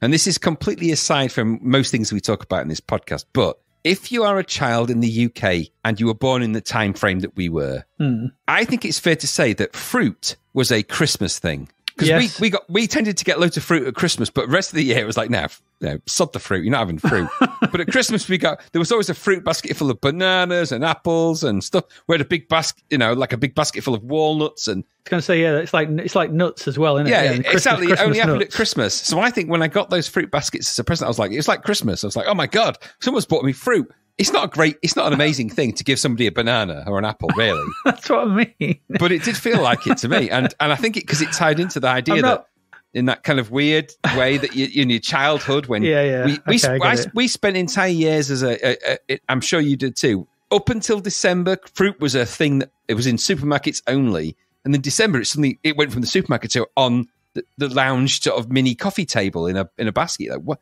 Fruit? What's this? Yeah. Yeah. Weird. I still wonder we didn't get scurvy, really, but yeah, we did. True. Anyway, but that's what. Yeah. So yes, I had a fruit basket. Yeah, I'm not knocking the giving of the fruit basket. I don't know why it tickled me so much, but there you go. Well, it's because if it was given to Grace Jones, it would have to be from a company that produced branded envelopes. Anyway, there you go. There you go. That would make it nicer. It would. Number 89, Birth, School, Work, Death by the Godfathers. Did you listen to this? No, I didn't have a chance. So I'd never heard of them. It sounded like a funkier, harsher blend of Talking Heads. They're very similar to Talking Heads, I felt, but not offensive, but not exactly like you'd want. It's a bit like going down a slide in the park and landing on a dog shit at the end. Nobody wants that, but the slide was nice for a second, wasn't it? Have you done that? You'd be surprised how many times that happens. What, to you? Well, not just to me, but generally speaking. People don't pick up the dog poop, is it a target for dogs? If you're really feeling like a... Dogs aren't, particularly picky about which park apparatus they're going to poop near. It's down to people to pick up the dog poop, but people don't. So, if you go down a slide and it's there and you land on it, you're in it. There's nothing you can do about it. Nothing you can do about it. I would wonder what we're doing going down a slide at our age, but hey ho. Look, you can't not go down a slide. Well, that's because it's too hard to go up them. The very nature of them is going down them. It used to be when you were small. As an adult, it's one step, maybe two. It's not a big deal. Fair enough. Fair enough then. 8th of February, in at number 12 was All Live and All of the Night by the Stranglers. Yeah. I presume like that's Stranglers. I like the songs that everyone likes by the Stranglers. That's a good thing because they're on this live album. It's the second live album. Heroes, Golden Brown, Always the Sun. Yeah, they're on there. So by 1986, the band were onto the 9th studio album, Dreamtime, and they had added a horn section to the live presentation, which is very horny. Horns? The flugelhorn was in there. Was it? Yeah, it was. They had two flugelhorn players. Anyway. Oh, dual flugelhorn. There's a weird contractual thing about a lot of these bands. I've noticed this about when we're doing the research for some of these bands. They all seem to be tied into really weird contractual things with labels. I guess this is why some of the artists reacted in the way they did, Prince and George Michael and stuff. But it says in their blurb, contractual obligations to their former record label EMI had prevented them from releasing any live recordings of their earlier material until 1987. Which is I just find that really odd that would be a thing. Why would you even do that? Yeah. Why? I found that was just an anomaly that, yes, you can change label, but you're not releasing any live material, you scumbags. And I get the feeling that they treated their artists a little bit like, they owned them, which is kind of the whole... Yeah. That doesn't exist anymore now because you can just, release stuff yourself. But it just shows you that the record companies really did sort of hold some of these bands in by the throat, really. And that's part of the reason why we've never had another Sisters of Mercy album, isn't it? Yeah. Because he's contractually obliged to make one more album for that label that he's still on and said he'll never do it. He could release it under the Sean Connery name, couldn't he? The Sisters of Mercy. What's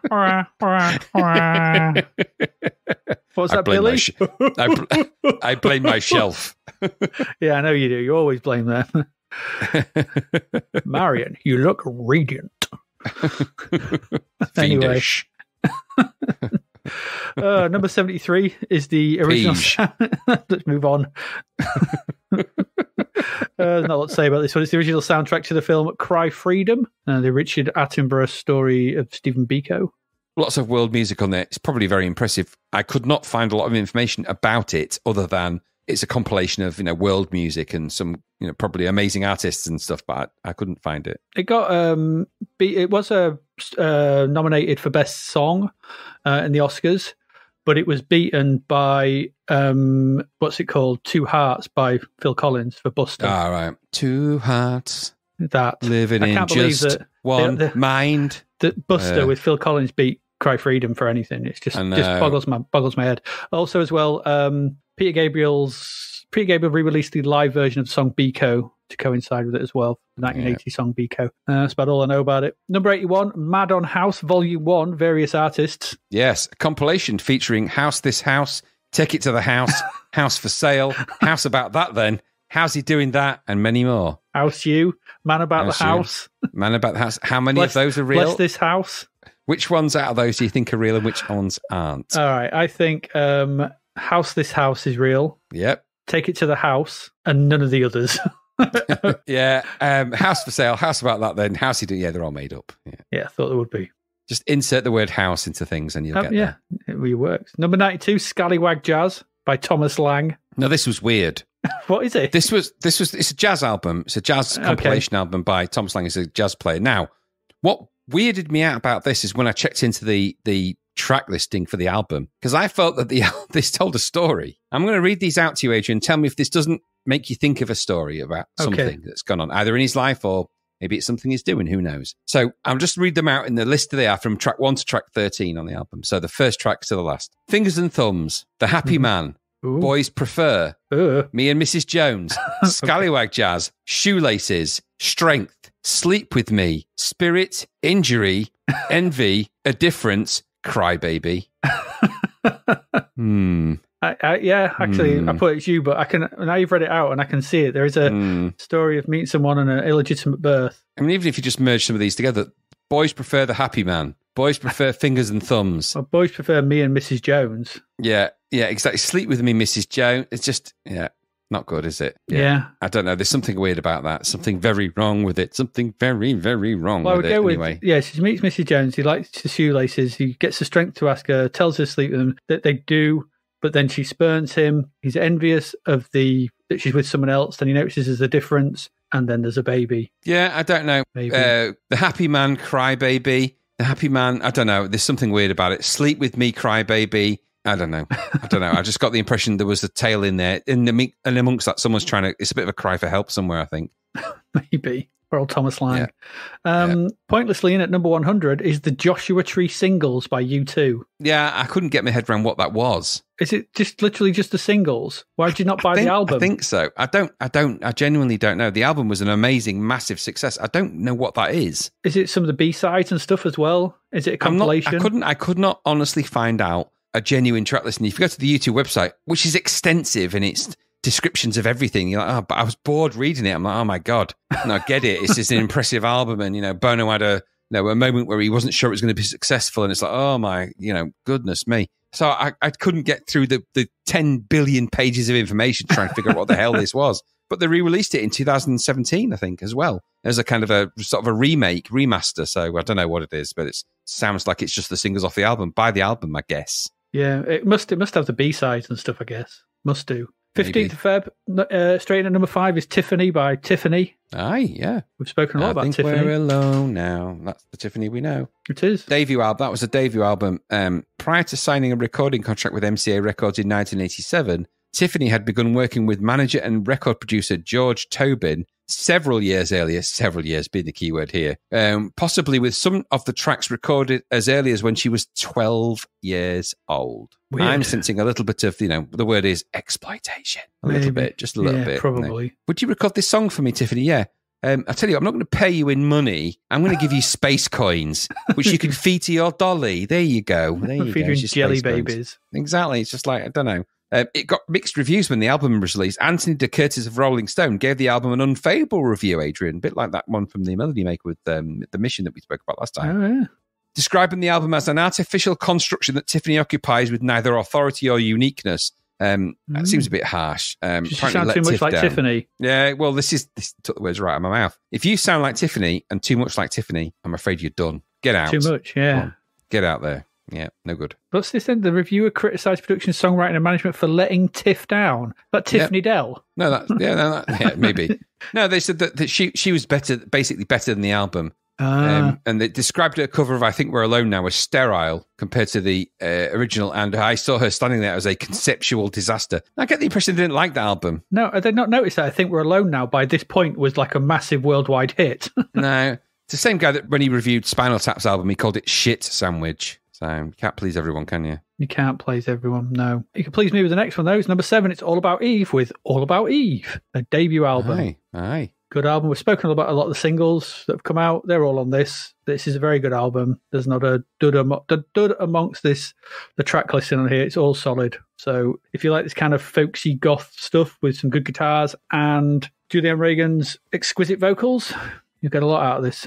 Good album. It is a good album. The old All About It. You can't go wrong with it, really. No. Some swappage with the drummer from The Mission, but who cares? It's all good. It's all good stuff. It is. Number 34, The World Without End by the Mighty Lemon Drops. I didn't know much about them at all. Had you heard of them? I'd heard of them, yeah, but I hadn't really heard much of them. I mean, you put at the bottom before you get into your stuff about it that remind you of something. It sounded to me like the missing link between kind of Jesus and Mary Chain and some Manchester bands. Because I listened to the single Inside Out, and there's a little bit of Stone Roses in there as well. That's Stone Roses. That was the kind of link I was thinking of, I think. Yeah, but there's a bit of Jesus and Mary Chain as well, I think. Sort of because it's a bit earlier, but I don't know. But yeah, it was all right, I suppose. I mean, they're formed of an unusual bunch, aren't they? They were originally called the Sherbet Monsters.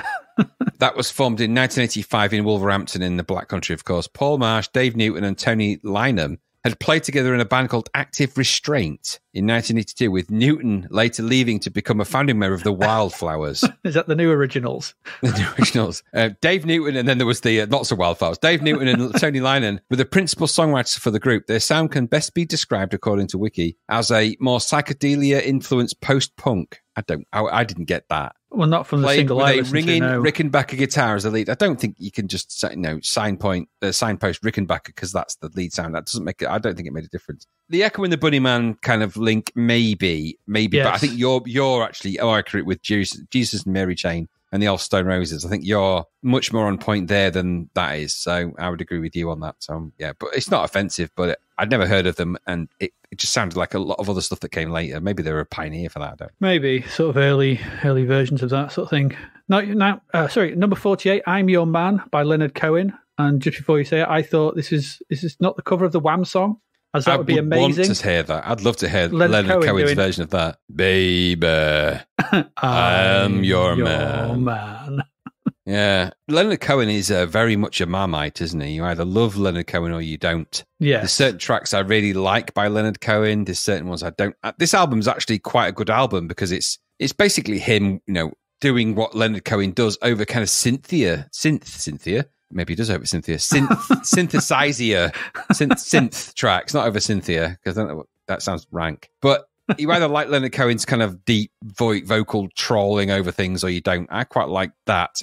I don't know how much Leonard Cohen I can listen to on a big, for a length of time because I find it quite bleak. But there's a couple everyone knows is a big hit that was on there. There's loads of big hits that were on there. It kind of was the big album for Leonard Cohen. As much as his albums have all been popular, this was a kind of a really big one, more mainstream than ever. But I didn't realize how much this album sounds like Yellow, the band Yellow, until I listened to this. When you listen to some Yellow tracks of the same period, really? They are principally identical, yeah. Wow. Because, there's a couple of tracks where Yellow are kind of talking through them more than singing. And there's that kind of, and Leonard Cohen's very much about that. So I wondered that Leonard Cohen kind of invented that thing. Yellow are pretenders to that crown. So this is a Yellow Leonard Cohen, I think, a little bit, really. So.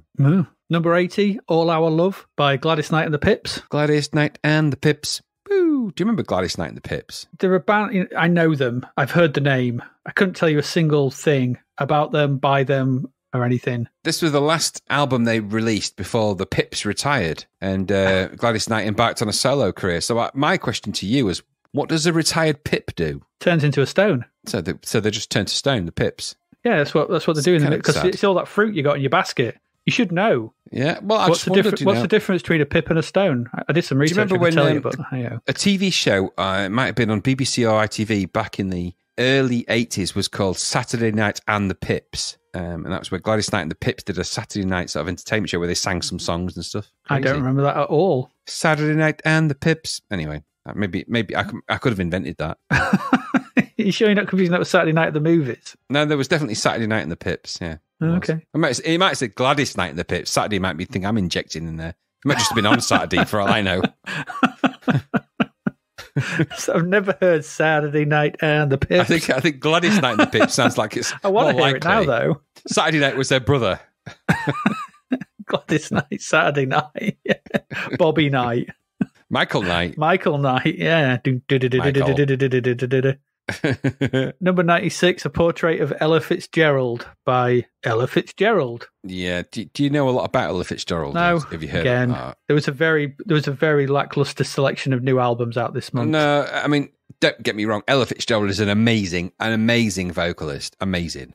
Yeah, but I don't know anything about her. But if you think of songs like "Summertime" or "Crimea River" and stuff, and just if you think of the versions that you heard, think, "Summertime" and they're living it. And if you think of that, the version you'll be imagining in your mind will be the Ella Fitzgerald version that you probably heard at some point.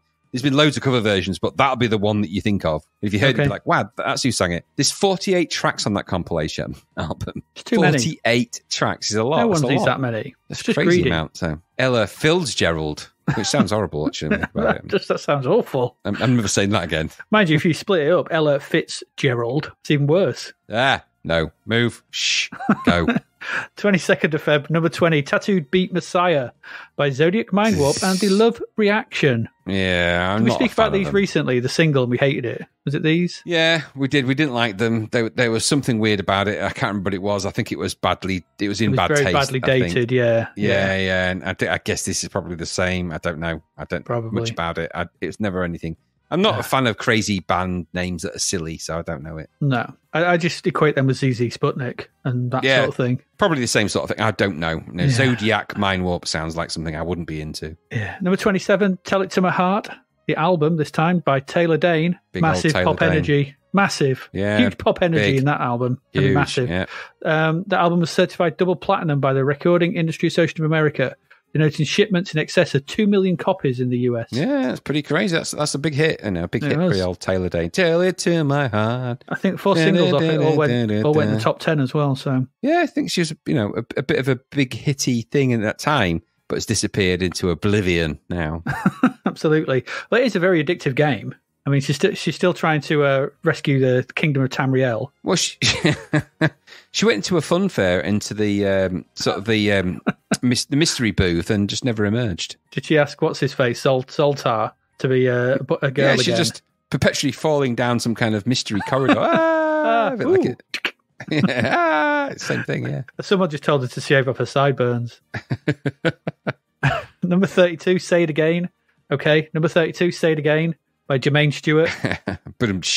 Hey. Yeah, best known for the 1986 single, We Don't Have to Take Our Clothes Off to Have a Good Time. Everything other record that Jermaine Stewart released, I couldn't tell you what it was. There's probably loads of famous ones, but that's the one. No, there isn't. That's just it. So, that's it. That's just his one. An album of more of that. So absolutely. Number 41, Unforgettable by various artists. That's what you are. Yeah. It's Nat King Cole, Dean Martin, Sinatra, Doris Day. Yeah. It's a compilation of that kind of stuff, yes. Yeah, it's about another 48-track compilation, yeah. Number 48, Wooden Foot Cops on the Highway by the Wooden Tops. God, English band, Wooden Tops. Interesting. Weird, though. That's the one we spoke about before with Rollo McGinty. Sounds like a name we'd make up. It's a real person. It's the bad guy made-up character from... what's it? LA Confidential, Rollo Tomazzi. It is, yeah. So, but I listened to it and I thought it wasn't terrible or it's of a type of English rock stuff that you might dig or not. But with the name like the Wooden Tops, it's very niche UK. It's never going to be a big thing. So, what happened to them? Number 50, Horizons, various artists.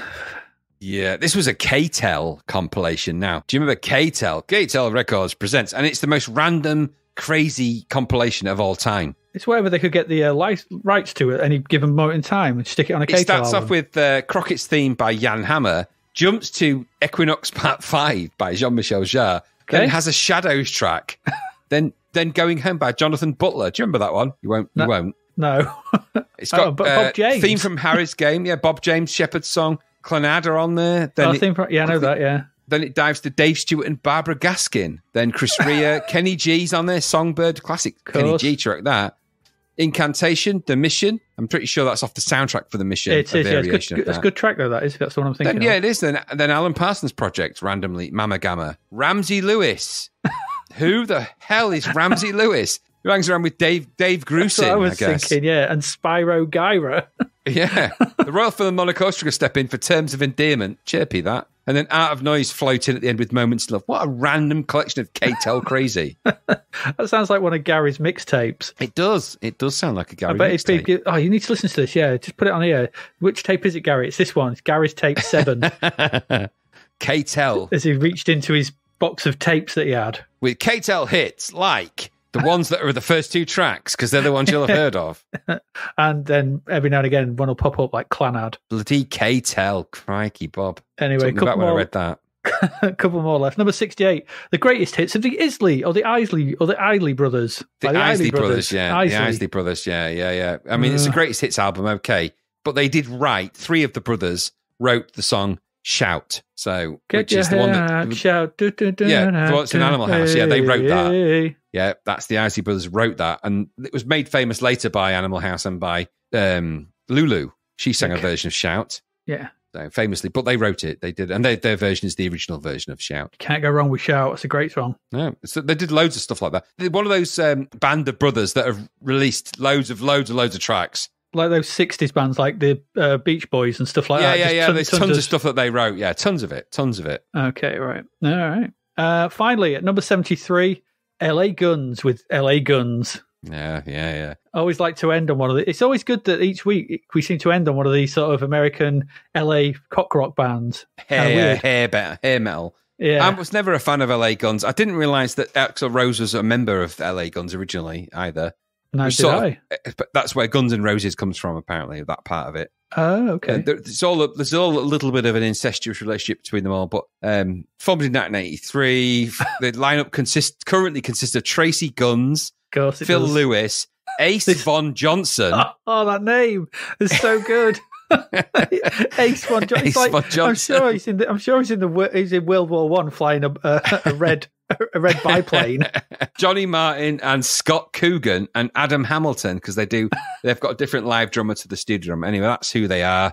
They're a hair metal band, very derivative of that hair metal band sound, and this album is very derivative of that. I couldn't name you one LA Guns hit. No, neither could I. Maybe that's maybe that's a failing. I don't know, but I never. I'm just seeing a scene from Biggles in my head at the moment. Anyway, so it's being chased through the skies by Ace Von Johnson. Who's that behind us? I will get you, Biggles.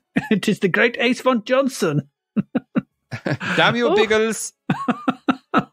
Why is he Bavarian? It's not. He's got an accent. It's it's who he is. Ace Von Johnson. I'll get you, Biggles.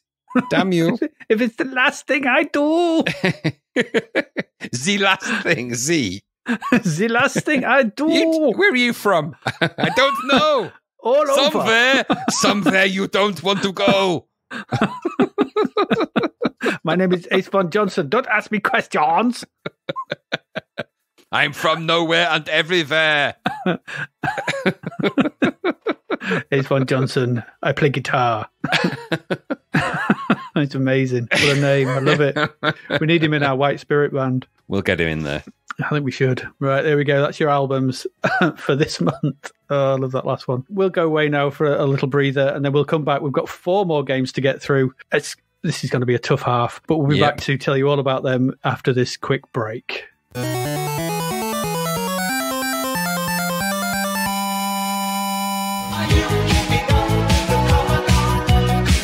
Jumbo sausage and chips to our delicious show sponsor, davidhearnwriter.com, where you will find an amazing collection of audiobooks, bargain books, ebooks, and more. David recently accepted the position of Deputy Mayor of Targ, and yet still found time to write the awesome book, Escape from the Commodore 64. Just have a listen to this. Nell spun on her heel and glared at her, finger pressed to her lips. It was too late. Visitors, a voice crackles over an unseen PA system. Stay a while. Rather not, Sarah grumbled.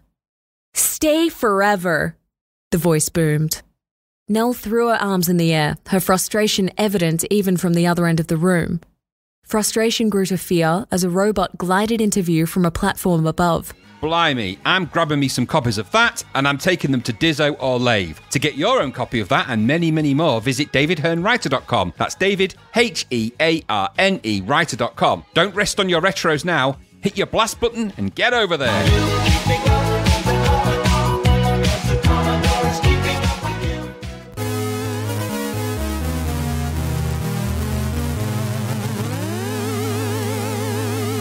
And we're back. We've got 4 more games to get through, and then we're done. So let's waste no time. Let's waste no time. And let's get into them. Our first one. This game from Edge, not the U2 guitarist. That would be very odd. It might be, though. We don't know for sure, do we? It very well could be. Well, it's not actually, because it's not the same thing, just with lots of effects on it. This is Inside Outing, full price, £9.99. And it's another game from Edge. It's impressive in some ways and not so in others, maybe. This is Inside Outing, or as it was known in America, Devon Air in the Hidden Diamond Caper, which to me is a proper Ron Seal way of naming something. So who do you play? Devon Air. What do? You find some hidden diamonds. Is it a caper? Sort of. Devon Air in the Hidden Diamond Caper it is then. Anyway, but over here it's Inside Outing, which makes no real sense. No, it does not. Title. It has no bearing on the... Anyway, whatever. This was devised and designed and drawn, so graphics by Michael St. Aubin, and it had coding by Time Data and Pomela. It's not David St. Hubbins, then. It's not David St. Hubbins. Coding by Derek Smalls. Patron saint of quality footwear. And it's Michael St. Aubin. He's the patron saint of park benches. With coding by Time Data, whatever that is, and Pamela Roberts. And once again, we have Wally Beban on the music duties. God, he is getting out there, isn't he, at the minute? Goodness. Absolutely, yeah. He's putting his name out and everything. He'll stick a tune on anything. Everything. Absolutely. They didn't even hire him. They just turned around one day and he just snuck in one day and they just realized they just found the tune embedded in the code. It was like, who's this? Yeah, you can imagine it's a conversation in the office like, who is that in the corner? Hi, I'm Wally. Do you Wally work here? Bye. Wally Bevan and the hidden music caper. That's what this is. Who is that guy? He keeps coming in here, writing music and all sorts of stuff. Who is he? Has anyone paid him? Don't even know who he is. Anyway, Wally Bevan. He's Hagar, isn't he? He's known as Hagar as well. He is also Hagar, yeah. Anyway, once this game loads up, we have a menu screen to speak of. We have no menu screen to speak of. Just the first room you start in with your sprites that waiting in the middle of it. And here we can wait and listen to the Wally Bevan music. Which is good. Okay. It's okay. I quite liked it. It's all right. It's not one of his best. It's a decent tune. It's an okay tune. I'd heard it on something else, though. This is what threw me. My feeling is that I'd heard it on something. I'm going to try and track it down. I think it might be... a demo or a game? No, a game. I think it's the same music that's on the Aliens game, but the US Aliens game. But I'm going to check it out. So I'll find out for next episode. Okay, well, you do that. That's your homework for the week. Anyway, a quick tap of the fire button and the game is afoot. The game concerns itself with your attempts to recover the lost 12 diamonds that have been secreted by a now deceased millionaire, the Lord Crutcher, or Crutchfield, depending on which version you read, about his mansion. The widow of the late Lord Crutcher, Lady Crutcher, or Crutchfield, whichever, can't find these diamonds because he hid them so well, and hires you, Debonair, not Debonair, Debonair, renowned thief and cat burglar extraordinaire, to come in and find where they have been hidden. Sensing a simple job and some easily gained loot, you accept and start your exploration in the main hall of the mansion, and thus the game with the stab of the fire button begin. It's an isometric game. I was holding that off. You see, I was putting that statement there, just holding that off until I could put it in there. It's an isometric game, but don't let it put you off entirely. Don't let it put you off entirely. I can never. We'll see if it's a good isometric or bad isometric. Now, I can never remember if a control system has been designed, or we've kind of got used to one of these for these, or whether I've got to rewire my brain for each one. Because in this game, left on the joystick moves you, left moves you bottom left direction, up moves you top left, right moves you top right, and bottom moves you bottom right. Is that normal? Didn't feel normal. I think it is the normal way. I think the others haven't been. I'm not sure. Because I thought left would move you... Top left, I thought. Up and left, yeah, top left. Because that's your left as you're looking in the room. This is why I don't like isometric games. They challenge the brain.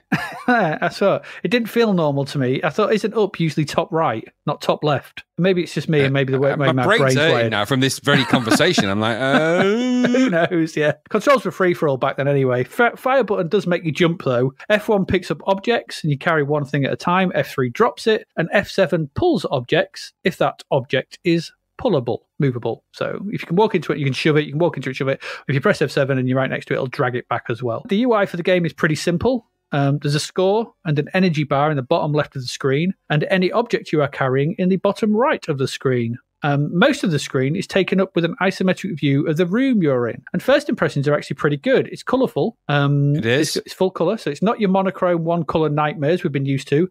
And it's full screen, so it's not your small window of horror we've also seen in some of these. So we've got full screen, full colour, isometric game. Yes. When moving around in this opening room, it feels quite fast as well. You know, there's space to it. It's no problem here. Well, I'm thinking, oh, this is quite good. The colours are a bit on the gaudy side, but they're all right. But the medium res full screen nature and the speed flatters the game at first try. So as soon as you get going, you're like, okay, you get your head around the control system, it's all right. From this opening room, there's 5 doors leading off, some stairs you have to jump up, but there's 5 doors leading off, 4 of which can be accessed. I'm guessing the last one, which is to the top right, is probably the one to leave the house, I guess. It's probably how you get out. I don't know. It's going through these, though, where the problems in the game start to surface. So you see, the eccentric millionaire was fond of experiments, and thus his rooms are populated by killer homing mice and canaries. These things will head towards you as soon as you enter a room, and contact with them will drain your energy bar, and should this reach 0, then with only 1 life at your disposal, it's game over for Debonair. These mice and canaries would not be too much of an issue if you could outrun them, but you can't. They move as fast as you do. They only move at 90-degree angles, but you know they still move as fast as you do. And once they hit you, they kind of stick to you because they move as fast as you do. And this is very hard to get away from away from them, say running from the room. You're losing energy all the time. They're kind of hitting you. And here's the problem number 2. They stay where they were when you left the room. So if you leave the room, going back through the door just puts you right back in contact with them, and you're back to losing energy. That's a real pain in the ass. Stupid is the word you're looking for there. Yeah, that too. Must be said, your energy bar is not that big to begin with, so trying to navigate around the mansion soon becomes a frustrating death loop. That's what I found anyway. There's also the issue of speed. So as once the mice and canaries appear, things do slow down, as we've seen in most of these. Once you get 1 or 2 things moving around the screen, not terrible, but and stuff like that, the things do start to slow down. And should you drag an item around, or if the mice are going along the floor and they walk into an object that's pushable, again, or if you can drag stuff off, so you can drag like lids off boxes, and if it falls on a mouse, then the frame rate tanks even further into the single figures, and it becomes even harder to avoid the enemies and control your thing and trying to get away. And death, is not going to be far away due to the slowness of the fact that it does slow down quite badly. When you move between rooms, it's quite nice. It just sort of flicks, it just sort of draws and goes from scrolls across from left to right. It's quite nice. It's all right. But that slowdown does become a pain in certain rooms where there's lots of objects that can be pushed. Then the mice can be moving around and pushing lots of objects. You're trying to walk away or do stuff,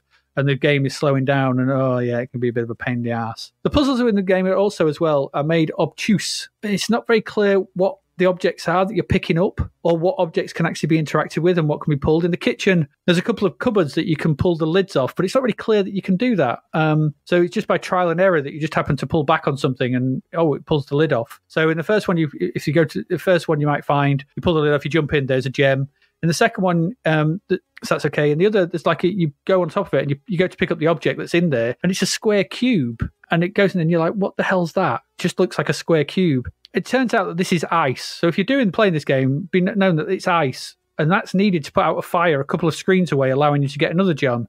The problem is, it doesn't look like ice. It looks like one die. So solving the puzzle is more difficult than it needs to be due to the colours used, because it uses the colours that are on that screen. So it's like a red thing. It just doesn't look like ice, and that's a problem. So if it had the word next to it, ice, you'd be like, oh, some ice. All right, so maybe I've got to use it somewhere, and that would give you a bit. But just relying on the fact that it's a cube, okay. And it's a big ice cube as well. There's just one cube in this thing, and you don't even know it's a freezer because it's the same as the one where you got the gem from. There's nothing to say that, and so you don't actually know that. There's another problem beyond that screen. There's a pool table. There's a snooker table with some snooker balls on it. Now, I didn't know this. I watched this on a YouTube playthrough. Then the player playing it kicked all the balls off kicked one of those 4 balls on the table. You jump on the table, they put the balls in each of the pockets. Then you have to get a series of objects to sort of push. There's a gem appears on the screen that you can't see, that you then have to get a load of objects and sort of put them in a line and push the gem out the other side, none of which you can see because due to the 3D nature of it. And so that's,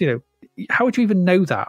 If you do manage to get a gem, then you've got to take that back to Lady Crutchfield, whoever, and she's ambling about in her bedroom. So you've got to go back through all the rooms you've been through, get up the stairs, go past some canaries, past some mice, find her bedroom and drop it on the floor. She will walk up to it and take it, and there's a counter on the dresser, and that will go down with each one you return. So I quite like that the counter is actually in the world itself. That's nice. But having to go back there every bloody time, because you can only carry one object, is a bit of a pain in the ass. So, like I said, there's some good points to this and some bad points. There's some impressive tech here, I think. There's some exceptionally good masking of characters and items, and the 3D effect is very good, with each object having a solidity to it that is good to see. You can pick up the level of interactivity is good too, with loads of objects to push and pull. There's loads of things that move in the environment, which is really quite impressive. We don't normally see that in this kind of thing. And loads of different things that you can pick up and push. And when you drop them, if you drop them, you can walk in front of them, walk behind them. That sense of being in this world is nice. It's very, very technically very clever.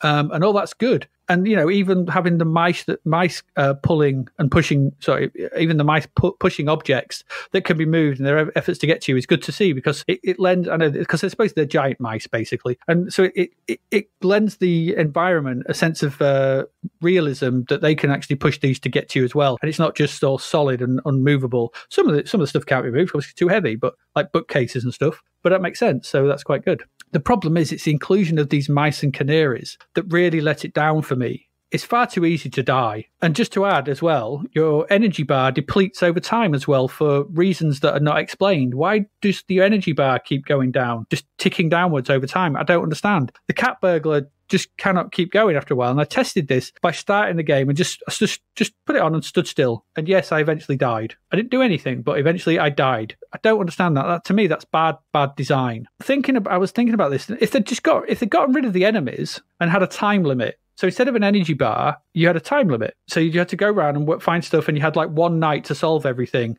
thus making the energy bar a timer. I mean, and there are even like loads of grandfather clocks in the game. They could have even had the hands moving, showing the passage of time and things like that. I think that's would have made a much more welcoming game than it is, because it's annoying that they've got these enemies, these pointless enemies that just get in the way, that don't really add anything because you just try to avoid them. They don't do anything apart from annoy you. The game is built around its puzzles. The game is built around trying to figure stuff out and work stuff out, and having you'll be up against his time limit because you've only got one night, and then maybe if she doesn't get all the 12 gems, then she can't pay out, and the bailiffs are going to come in and things like that. You know, kind of like Goonies. Goonies is basically that kind of idea. This would have made a much more interesting game and a much more welcoming game. It would have also solved the frame rate issues as well, because you'd have only had you moving around and the furniture being pushed and stuff like that. You'd have got rid of all those mice. It would have made it much more welcoming. For me, this was a close horse around it. If you'd have simplified this down, like we've said about so many other games, taken the need for enemies out, it's another victim of enemies in a game that just didn't need them.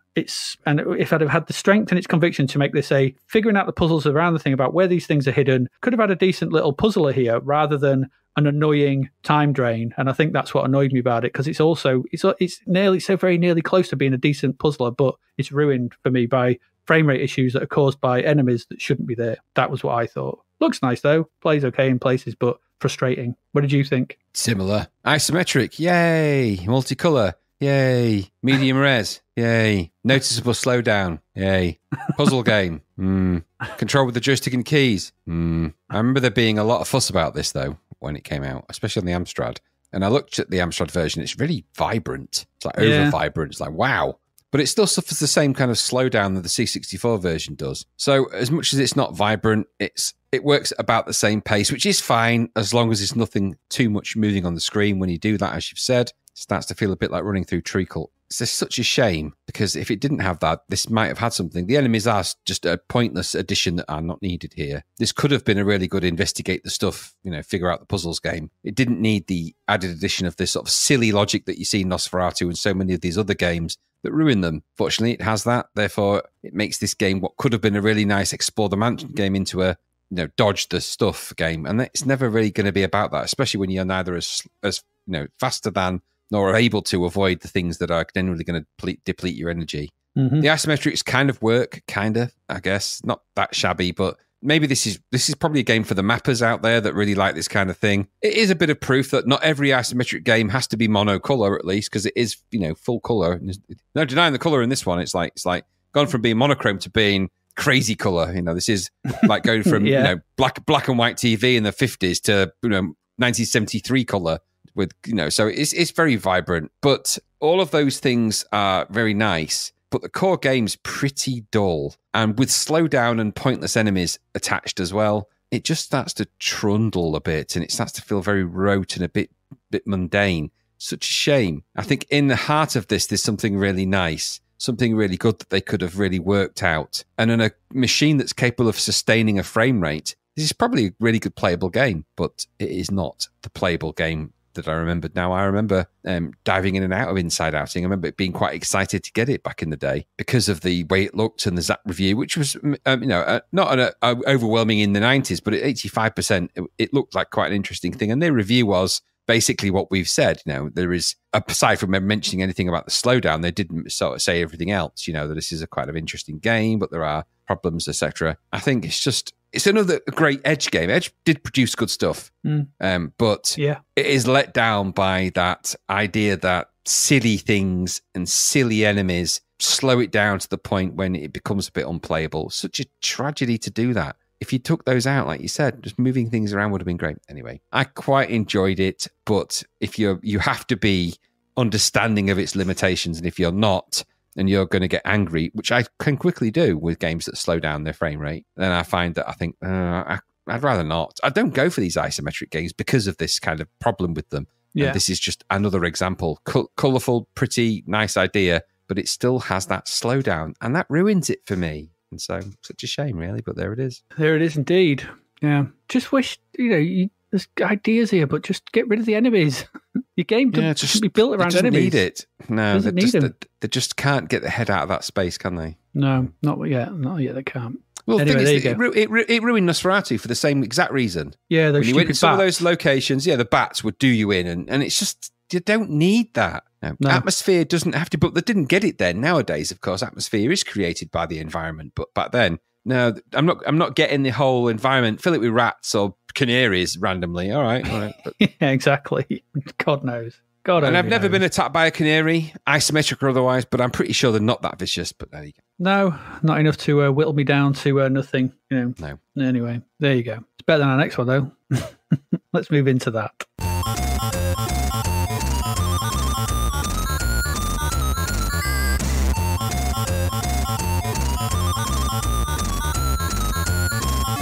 Graham, I hear you've been a bad cat. Oh, God, this thing. This is coded by Hans Ippich, which I'm not even sure if that's a real name, but okay, maybe it is. The musician here is Chris Hulsbeck, though. Chris Hulsbeck is a good person, and his music is genuinely good. And the music is good in this, albeit that doesn't fit anything to do with this game. So let's just take that out of the loop there. And there is a nice title screen. The music-wise, the title screen itself, cacola. So just when you think multi-event games can't get any stranger, they do. They actually go and do. Yep. Say hello to Bad Cat.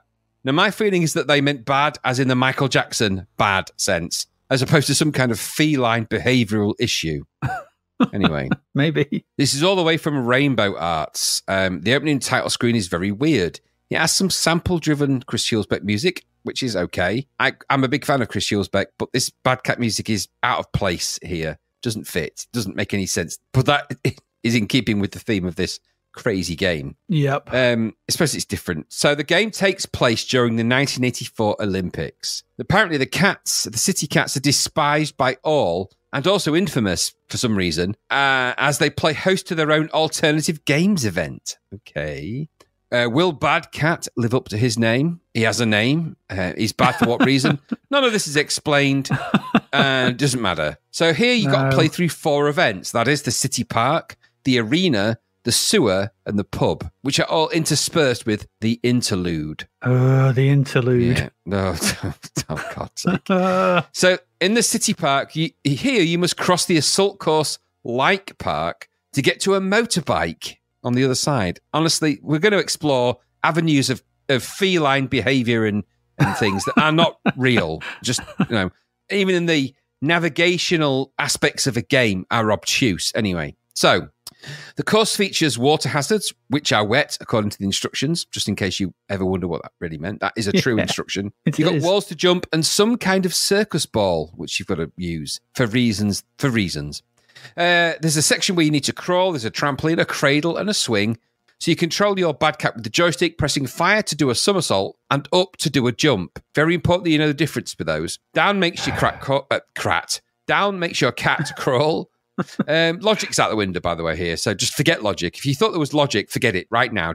If you've got like a precious idea of what logic is, wrap it in, bubble wrap, go and put it somewhere safe, because honestly, it's going to get smashed right now. So you can jump walls, but if you land on them, you die if you've done a somersault. You've got infinite cats, and it's against the clock. But feeling that 9 lives would have been a thing here, an obvious logic thing. Never mind that. Anyway, you die unless you jump on the walls, because if you jump on the walls, you don't die. So you can go wall to wall if you jump on them by pressing up, but if you somersault, you die. Right.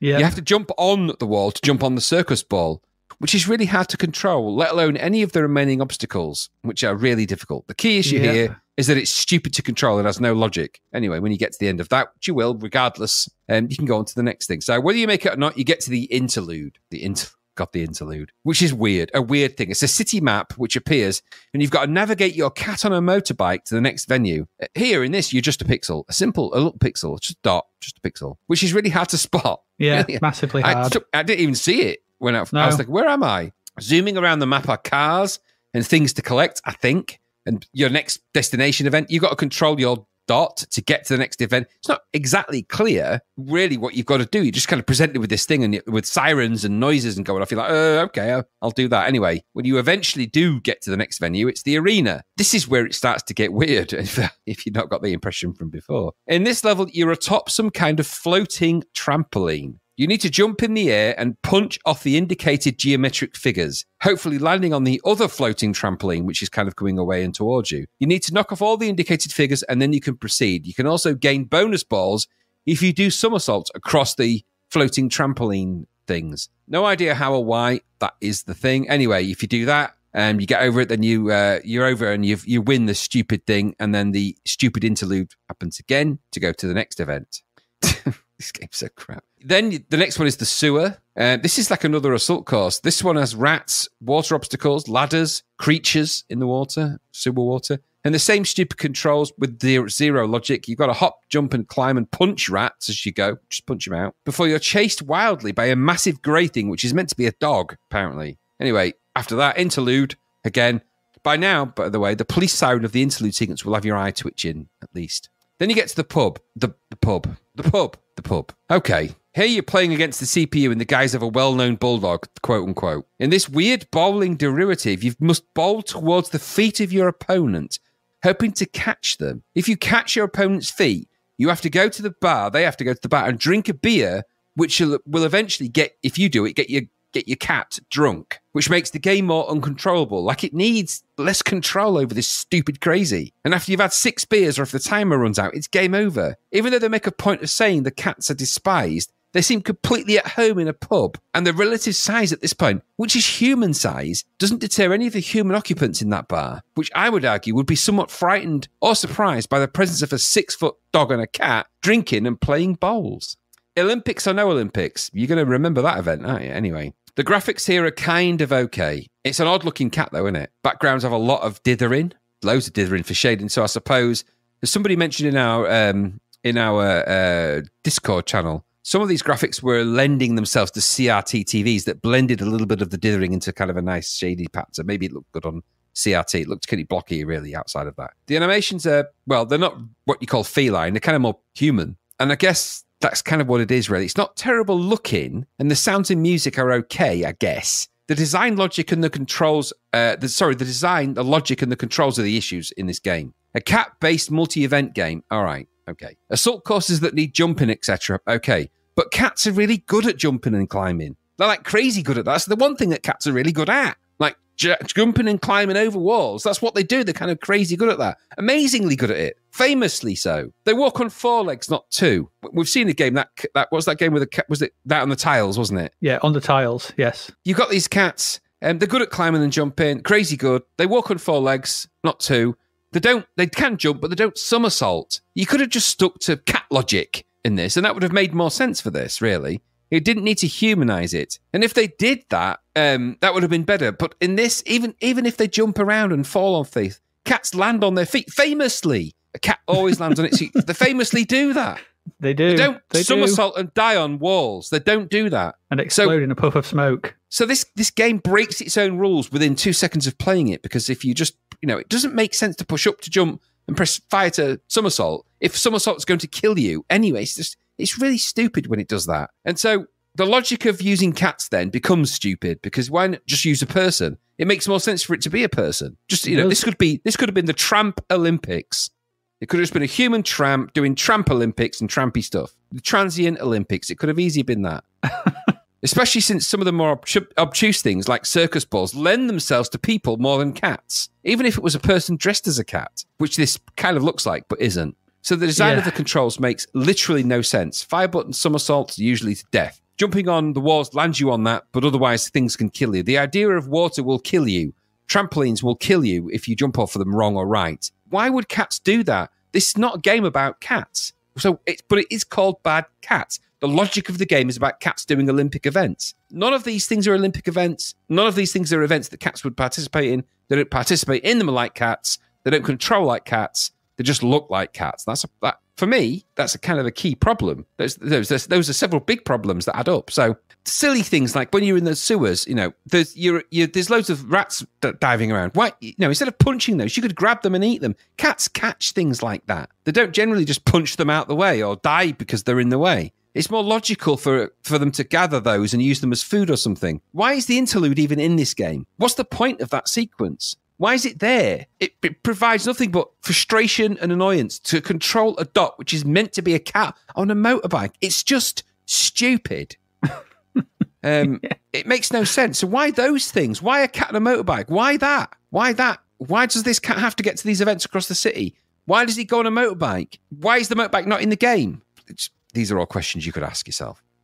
The sewer kind of makes sense in a way, but like I said, the cat would eat rats. It wouldn't punch them. Why is there a dog there anyway? It's just the sewer dog? Is a dog just there for some reason? Why is it running on 2 legs instead of 4? Why is it there? It's weird. It's all very weird. The pub-based bowling at your feet for beers. I mean, come on. When the ideas appear in your brain space and emerge from your face hole as words, without the logic filter, this is what you get. This game bypassed the brain logic filters of the creator, and then which then wrapped it up in some kind of idea of fun, inverted commas fun, which apart from everything else, it really isn't. So what is a strange and stupid game is exactly what this is. 10 quid for a bonkers cat game based in some kind of weird Olympic-style combat school assault course variant with the appeal of a cat with rabies for me.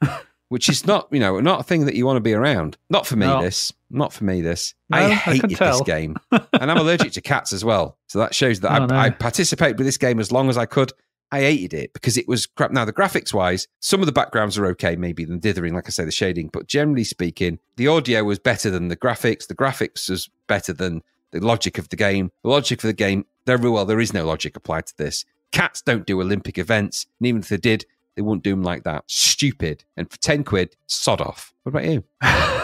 What fresh horror is this? It's just awful. Another wacky and crazy multi-event monstrosity awkwardly controls itself into view. And this time, the big joke is you are a cat and taking part in events like rolling on a ball, jumping and punching shapes. And then it asked me to change the disc, and I didn't, and it crashed to the basic ready screen of the C64. I had enough and turned it off. It literally just crashed to it just said ready. Oh, I got through the whole thing. I wish I hadn't now. Well, obviously, when I pressed fire by accident when it said change the disc. Normally, when games ask you to change the disc, they check. It just says it again. Yeah, check. Yeah, you haven't put the disc in. You haven't put the right disc in. No, it just crashed. You just went to ready. Ass cake. Absolutely. As you've noted, there's so much dithering in the visuals, it's hard to make anything out. I thought the sounds, because I don't know if there's good music in this, because nothing else stuck in my head beyond the siren noise in the interstitial phase. That's all I can remember of sound-wise from this. I had to turn my speakers down. It was so loud, so grating, just so intrusive. I was like, I don't understand how anyone at any point when looking at this and looking at things like Summer Games 1, 2, World Games, Winter Games, Skate or Die, or even Californian games, can think this is a good thing. Another back of the box looks pretty screenshot shit show, this is. Yeah, well said, actually. Yeah, totally true. This game should be Spade. With an actual metal spade. Yeah, and then finally, Catastrophic. Ooh, very good, yeah. I was avoiding cat puns, but I think, yes. Catastrophic, I think worked. Looking at the title screen, I think that the motorbike, I think they've gone to sort of some kind of Cheech and Chong kind of styling with the red bandana, or maybe something from maybe. Easy Rider or something. Dennis Hopper. Yeah, because a lot of cats involved in that. Yeah, loads. But looking at it, it looks like some kind of sort of spaced out hippie kind of cat thing. Yep. With his waistcoat and everything. So I think that's what they've aimed for. But it's just stupid. Not good. Awful. Yeah, I was glad it crashed. Yeah, well, I would have been if it had of. I went through the whole thing. I wish I hadn't of, though. Yeah, bad cat, catastrophic, spade. I mean, not to mention the in-between bits, because you put your name into this, and the in-between bits, it's just all Commodore font, single-screen crap with flashy colours. It's just really shonkily made. Yeah. Shonky. Yeah, when you look at something like the presentation around Hunter's Moon and you look at this, like, no. No, they're comparison. Not even comparable. No, they're not comparable. That's nothing like. Nope. No. Here we go. That's bad cat. Needs to get back into the litter box, that one. Litter tray, sorry. Let's move along. I've got 2 left.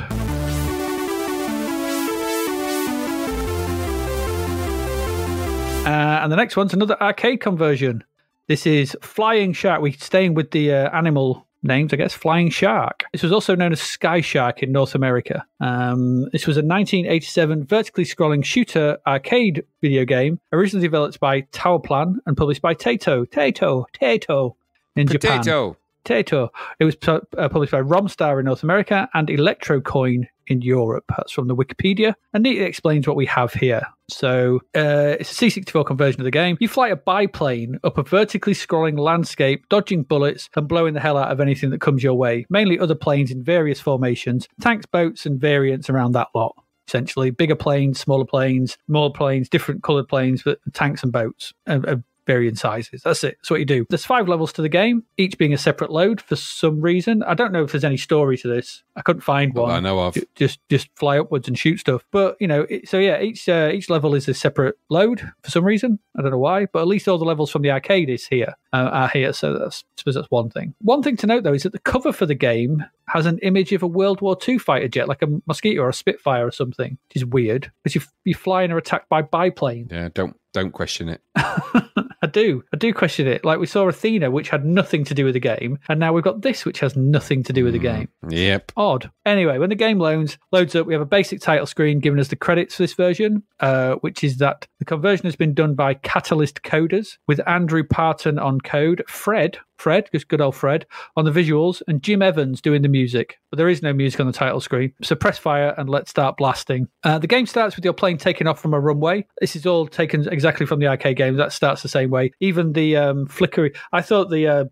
shadow sprite was flickering due to bad programming. It's actually exactly the same as what's in the arcade. Your shadow sprite flickers in the arcade as well. So that's actually straight from the arcade. So fair enough. Okay. And the whole premise is to make it through the 5 levels, like I said, and blow everything up. It's basic arcade logic. There's nothing else to this. There's no great shakes to the weapons. You have your basic guns, which fire upwards with each stab of the fire button. And if you hold the fire button and press up, you will fire a bomb, which will detonate and blow up anything within its wide radius. There are certain waves that if you destroy them, or the planes in that wave, they'll drop a power-up of sorts. And this upgrades the number of bullets you fire, essentially, and the speed at which you can shoot. But there's no real change aside from that I could discern or that I picked up. So it may get crazy mad later on, but I never got there. There are also extra lives to get if you get certain score points, and extra bombs to pick up from time to time, as you only have 3 of them to start with. The C64 version is all this, and even has the slight side-to-side scrolling as well, meaning the screen width is wider than what is viewable, and as you move to the left and right, it scrolls slightly to the left and right to sort of allow you to move in that direction. So that's from the arcade, and they've got that in here, so that's nice to see, because it gives you more screen real estate space to play with, so that's good. They've kind of tried to ape the ratio of the arcade, not totally, because the arcade is one of those really tall and narrow arcades, so it's God knows what the ratio is. It's probably 1.69 to 16:9 or 235 to 1, but flipped on its on its side. So what we've got here, we have the main screen is on the left of it takes up the left of the C64 display, and that's what's on the left. It has the UI on the right, and the UI basically shows your score, your lives. A score is massive. It's just numbers. It takes up most of it. Massive score. And then underneath that is your number of lives and the number of bombs you have left. That's it, really. It's all there from the arcade. So, sounds all right. They've managed to get everything in the arcade, except there's been some strange design choices when porting this across. In the arcade, so from a design point of view, in the arcade, the opening level, because I went and played it. I got it and I played it on MAME. So I had a look at the arcade version. The opening level has you been attacked. Each wave just has two airplanes in them. So easy enough to shoot because you don't fire very fast. C64 version, there are 3. Now this may not seem a lot, but the sluggish speed of your biplanes, and the speed at which you fire means it's very rare that you'll manage to take them all out. And just one of them will always get a shot off of you.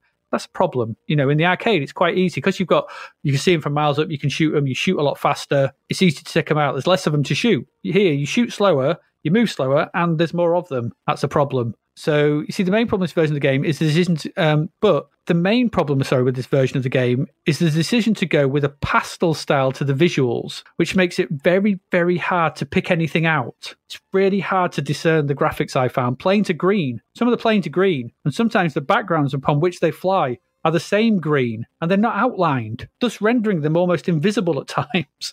Your plane is a pastel blue, and really doesn't stand out at all. But worst of all are the bullets, because they're fast, unerringly accurate, and almost invisible at times. This is very bad over the water areas where they blend in with the waves, because they have it's blue with white sort of highlighting for the tops of the waves. The bullets are kind of a white colour, and they're sort of spinning, but you're not spinning very much, and it's almost impossible sometimes to pick them out. And a lot of the times, the planes shoot them when they're really close to you, which is a pain in the ass. So you'll die and wonder what the hell hit you. And the colour choosing in this is terrible. It's a shooter by numbers, really. I mean, it's inspired, obviously, by 1942. And it's probably better than the C64 version of that game, but it's still not great. And it's because they've ramped up the difficulty, and then they compounded that by making the visuals almost invisible to see at times. So you've got invisible enemies coming at you sometimes, and stuff hidden behind trees and things like that you can barely make out. They're just firing, spamming bullets at you, and there's just bullets that you can't see coming from all directions. And it's that coupled with the there was a time where I was trying to chase a power-up box across the screen, and it was dead hard to catch. Power-up boxes should never be dead hard to fly into, especially while trying to avoid the countless bullets that enemies appearing. You just have yourself I found this a really frustrating and not very enjoyable affair. There's no shading on the planes at all, so I don't know why they've not used one of the colours to just outline them in black. Just outline them, or put a colour around them so I can make them out.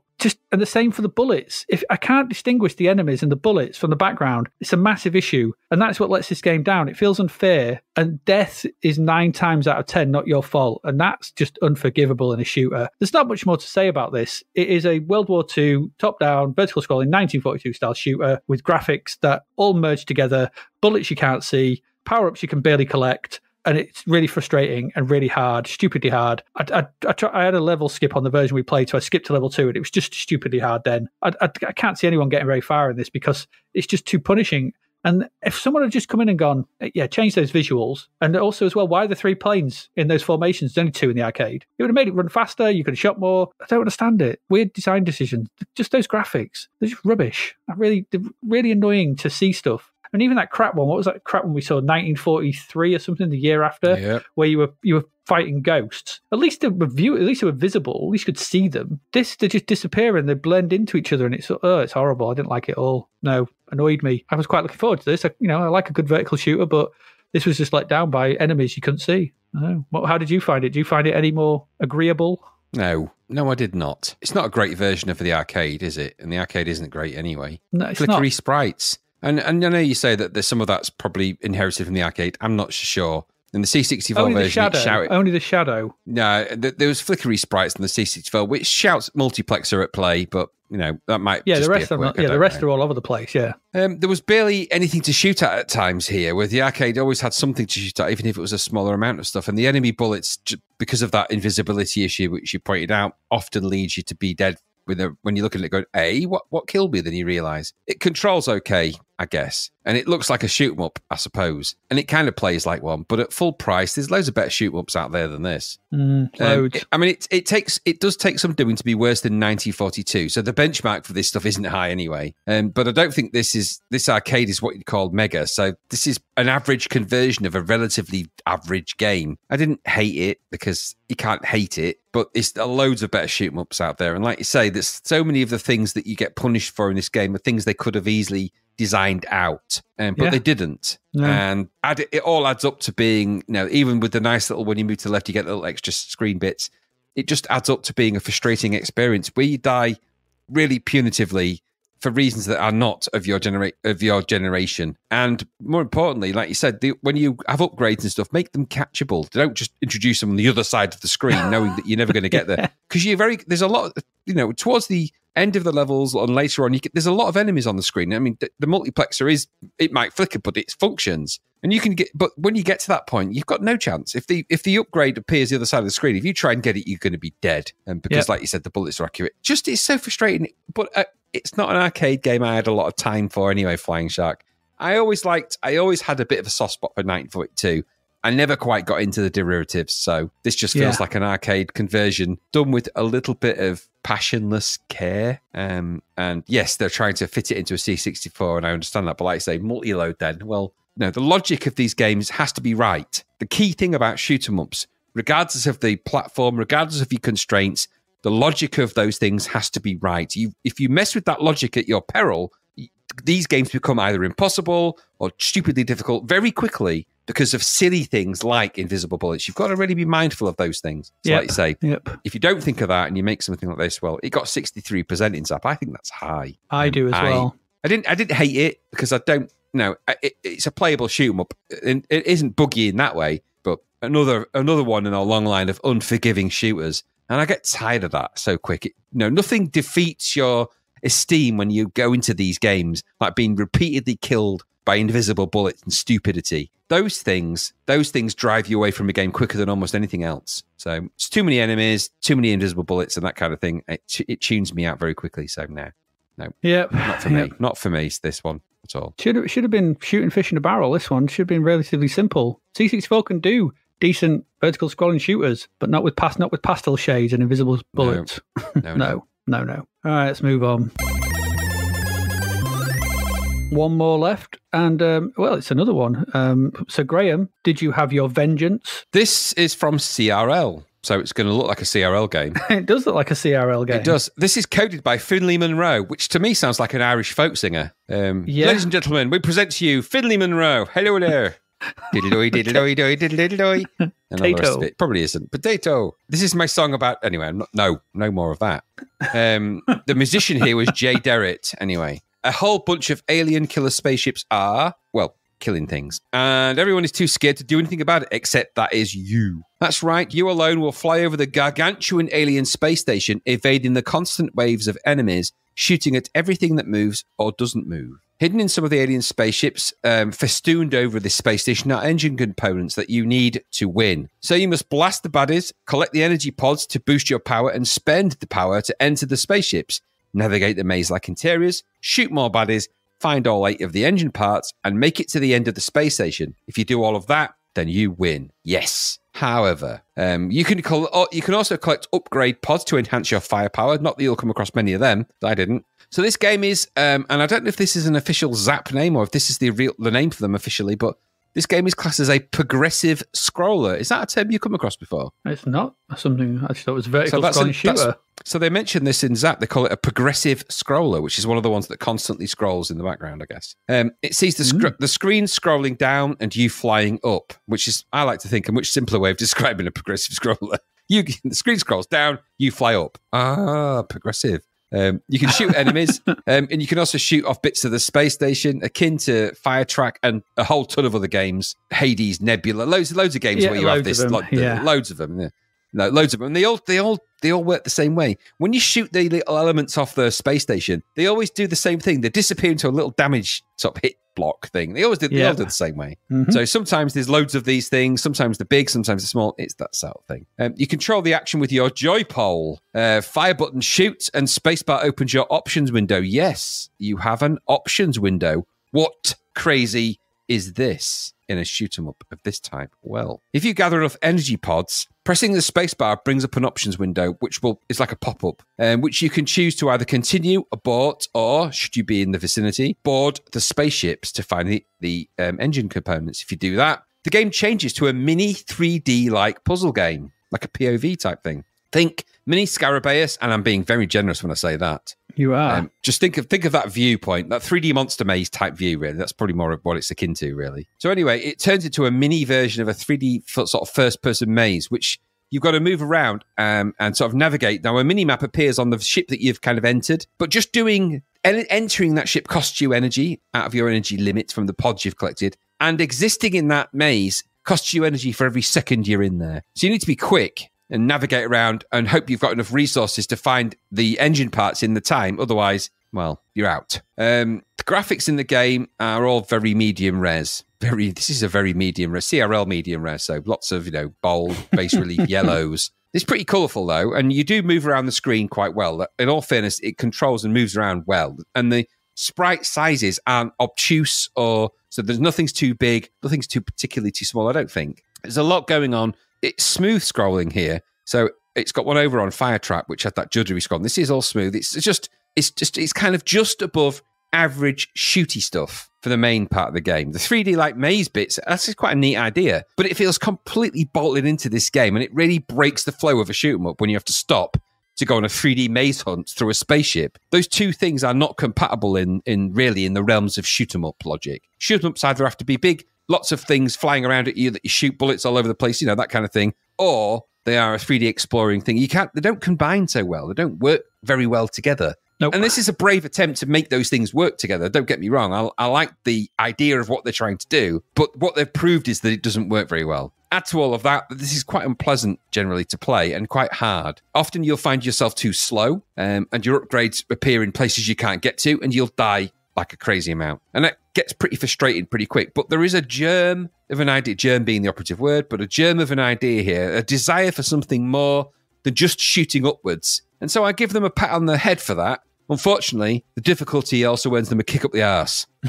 It's colourful. It's colourful. The sounds are okay. It's kind of, in the standard shooty stuff, it's just kind of average. It's nothing amazing. It's just kind of, it exists. It's not the worst I've ever seen. It's certainly not the best. It's just there. So it's sailing the seas of average with a nod to the kind of extra that they've tried to implement with the 3D. But I think, as I've said, what they proved is that idea doesn't work. Spending things you've collected to get into those things is stupid. You should just be able to get in them or not. That idea of collecting things in a shoot 'em up should be to upgrade your ship.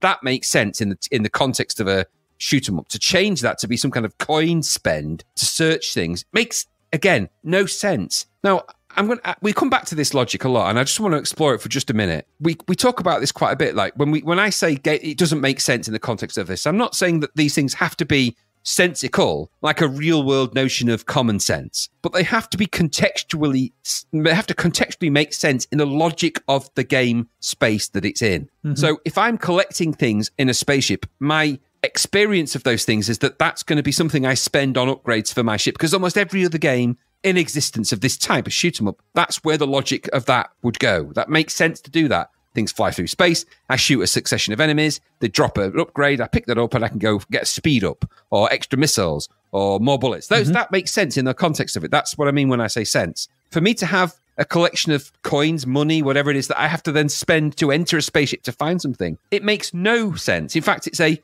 nonsense, which is where the term nonsense probably comes from, I guess. But probably.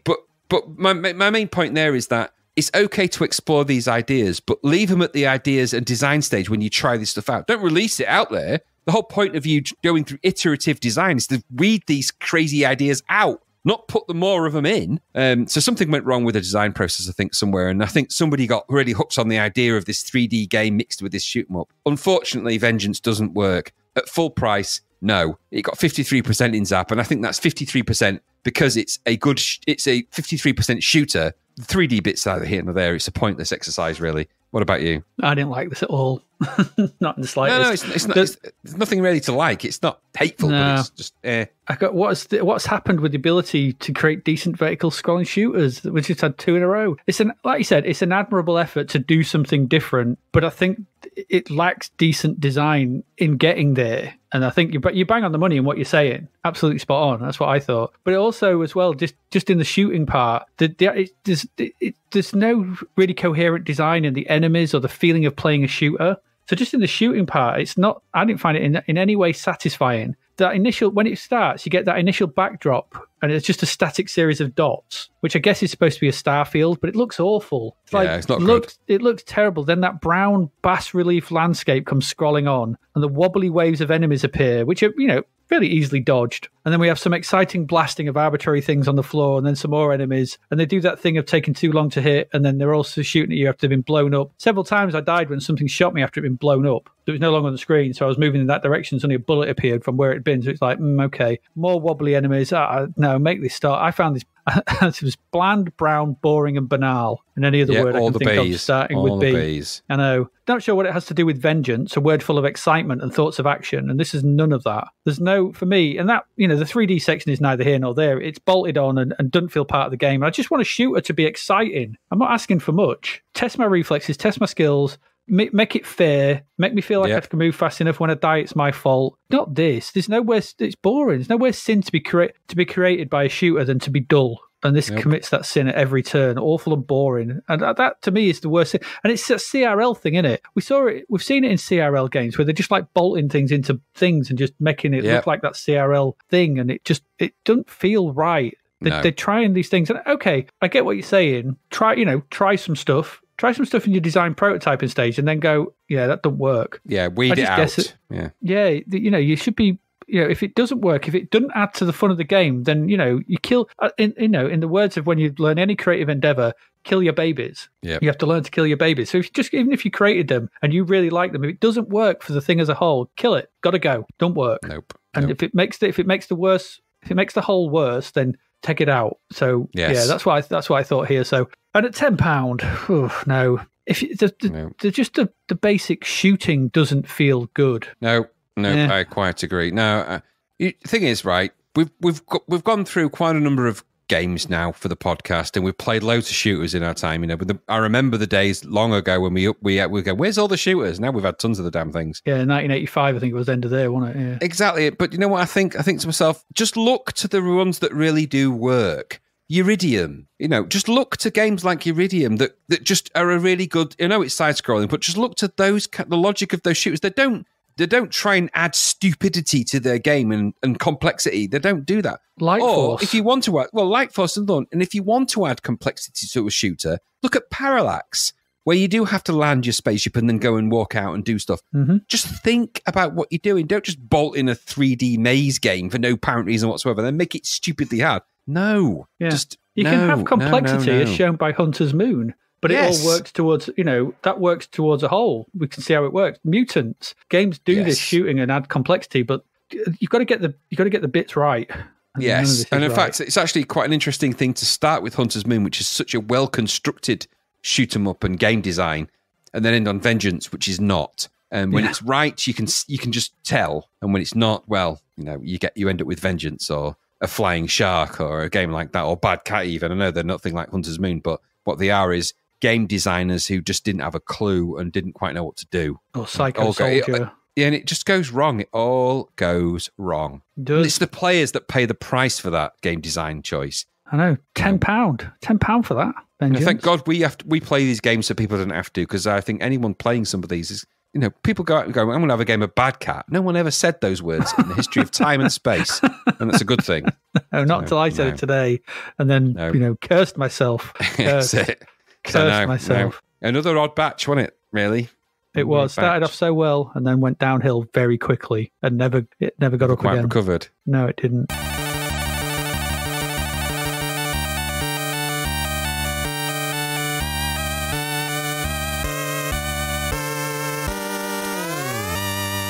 There you go. That's it. That's your 8 games for this week. Well, we've still got, 17 games to get through for February, so we've still got 2 more lots to go through. That was episode 77. What did we look at? We looked at, let me just get to the top of my list here. We looked at Hunter's Moon, which we liked. Excellent stuff. Then we looked at Crappy and Ass, or Clever and Smart, or whatever you want to call it. Crap and Stupid, yeah. Crap and Stupid. Psycho Soldier, which was below average port of an average arcade game. We looked at Knightmare, which lived up to its name. Take the K off. Yeah, exactly. Inside Out In, which was clever idea, just let down by design decisions again. Slowness and enemies. Bad Cat, which was awful. Flying Shark, average begets average again. And Vengeance, which was decision gone wrong. There we go. Whew, that's that. That's this week. What we got coming up next week? We've got another 8 games. Still halfway through February. Coming up next week is Match Day 2. So we've got a couple of football games next week. Bone Cruncher, Outrun. Oh dear, that'll be interesting. Looking at Outrun, Fire Trap. Okay, it's interesting. Freddy Hardest, which I have no idea about. Through the Trapdoor. Interesting. And then finally rounding it off with Gary Lineker's Superstar Soccer. Here we go. Ding, ding, ding, ding, ding, ding. That's what we have coming up next week. As ever, if you wish to support the podcast, you can do that. You can go over to patreon.com/zapped to the past, and you can sign up for either £1, which helps us out no end and just keeps the lights on, or you can go for the full fat experience and get for £4.50 or your local cash equivalent, and that gets you access to the Discord server, bonus episodes early episodes, so you get access to that. No adverts. You get the ability to ask us questions for our Ask the Podcast episodes. You also get the ability to give your opinions on the Bread Bin Awards at the end of each year and anything like that, and stuff for us to include, comment and post the stuff about the loading screens and stuff like that. Loads of cool stuff going on. So if you want to be part of that and obviously help us out as well for server costs and all those kind of things, then head over there and sign up and join up. It's a cool little community building. There absolutely is. And it's a good laugh there. So some good stuff going on. And also, as said in the end credits, rate us iTunes, all that kind of thing. If you want to drop us a review somewhere, that would be cool. Share this with your friends. Yeah, and share. If you know people that are into C64, then let them know. It's just the month of C64, or will that have been done by the time it comes out? It was the birth month. Actually, it was. We're recording this still in August, but there you go. Born. It was. So, 40 years, and here we are going through all the games. That's it, really. I don't think we've got much more to add. You got anything you want to add? No. I'll just reiterate what you said. Do join the Patreon if you want to do that, because there is amazing stuff going on there. One of our patrons has a really good YouTube channel, A182 Retro, I think. There's a lot of long plays in there. AL82, I think it is. There's a lot of amazing YouTube stuff. He links us on YouTube, so I just want to return the favour and say it's worth checking out some of his long plays. He's done a recent one on Whizball, which is really good. So I'd go and check out some of those. I regularly check in on him. I didn't realise it was even them until I chat to check in. So do go and do that. Really good stuff. Yeah, absolutely. Okay, there we go. So I think we'll be done. We'll be back next week with more games. We'll be looking at TV as well. So join us next week. So as ever, I have been Adrian Mills. And I have been Graham Raddings. And you have been listening to a pair of very, very bad cats. And we will see you again next week. Meow. Goodbye. Thank you for listening to the Zapped to the Past podcast. We hope you enjoyed our deep dive into the world of Commodore 64 games, as well as the music, films and TV from around the 1980s, driven, of course, by the issue of Zapped 64 magazine published at that time. We will return with a whole new batch of games and stuff to talk about next week. Until then, if you want to listen to or download previous episodes of Zapped to the Past, and why wouldn't you, they can all be found on our website at zappedtothepast.com, as well as being available on Podbean, Apple Podcasts, Google Podcasts, Spotify, Deezer, Audible, Player FM, and, well, pretty much anywhere where we can upload them. By the way, we do always love to hear from our amazing listeners, so if you'd like to contact us about anything in the podcast or beyond, you can do so by emailing us at zappedtothepast@gmail.com.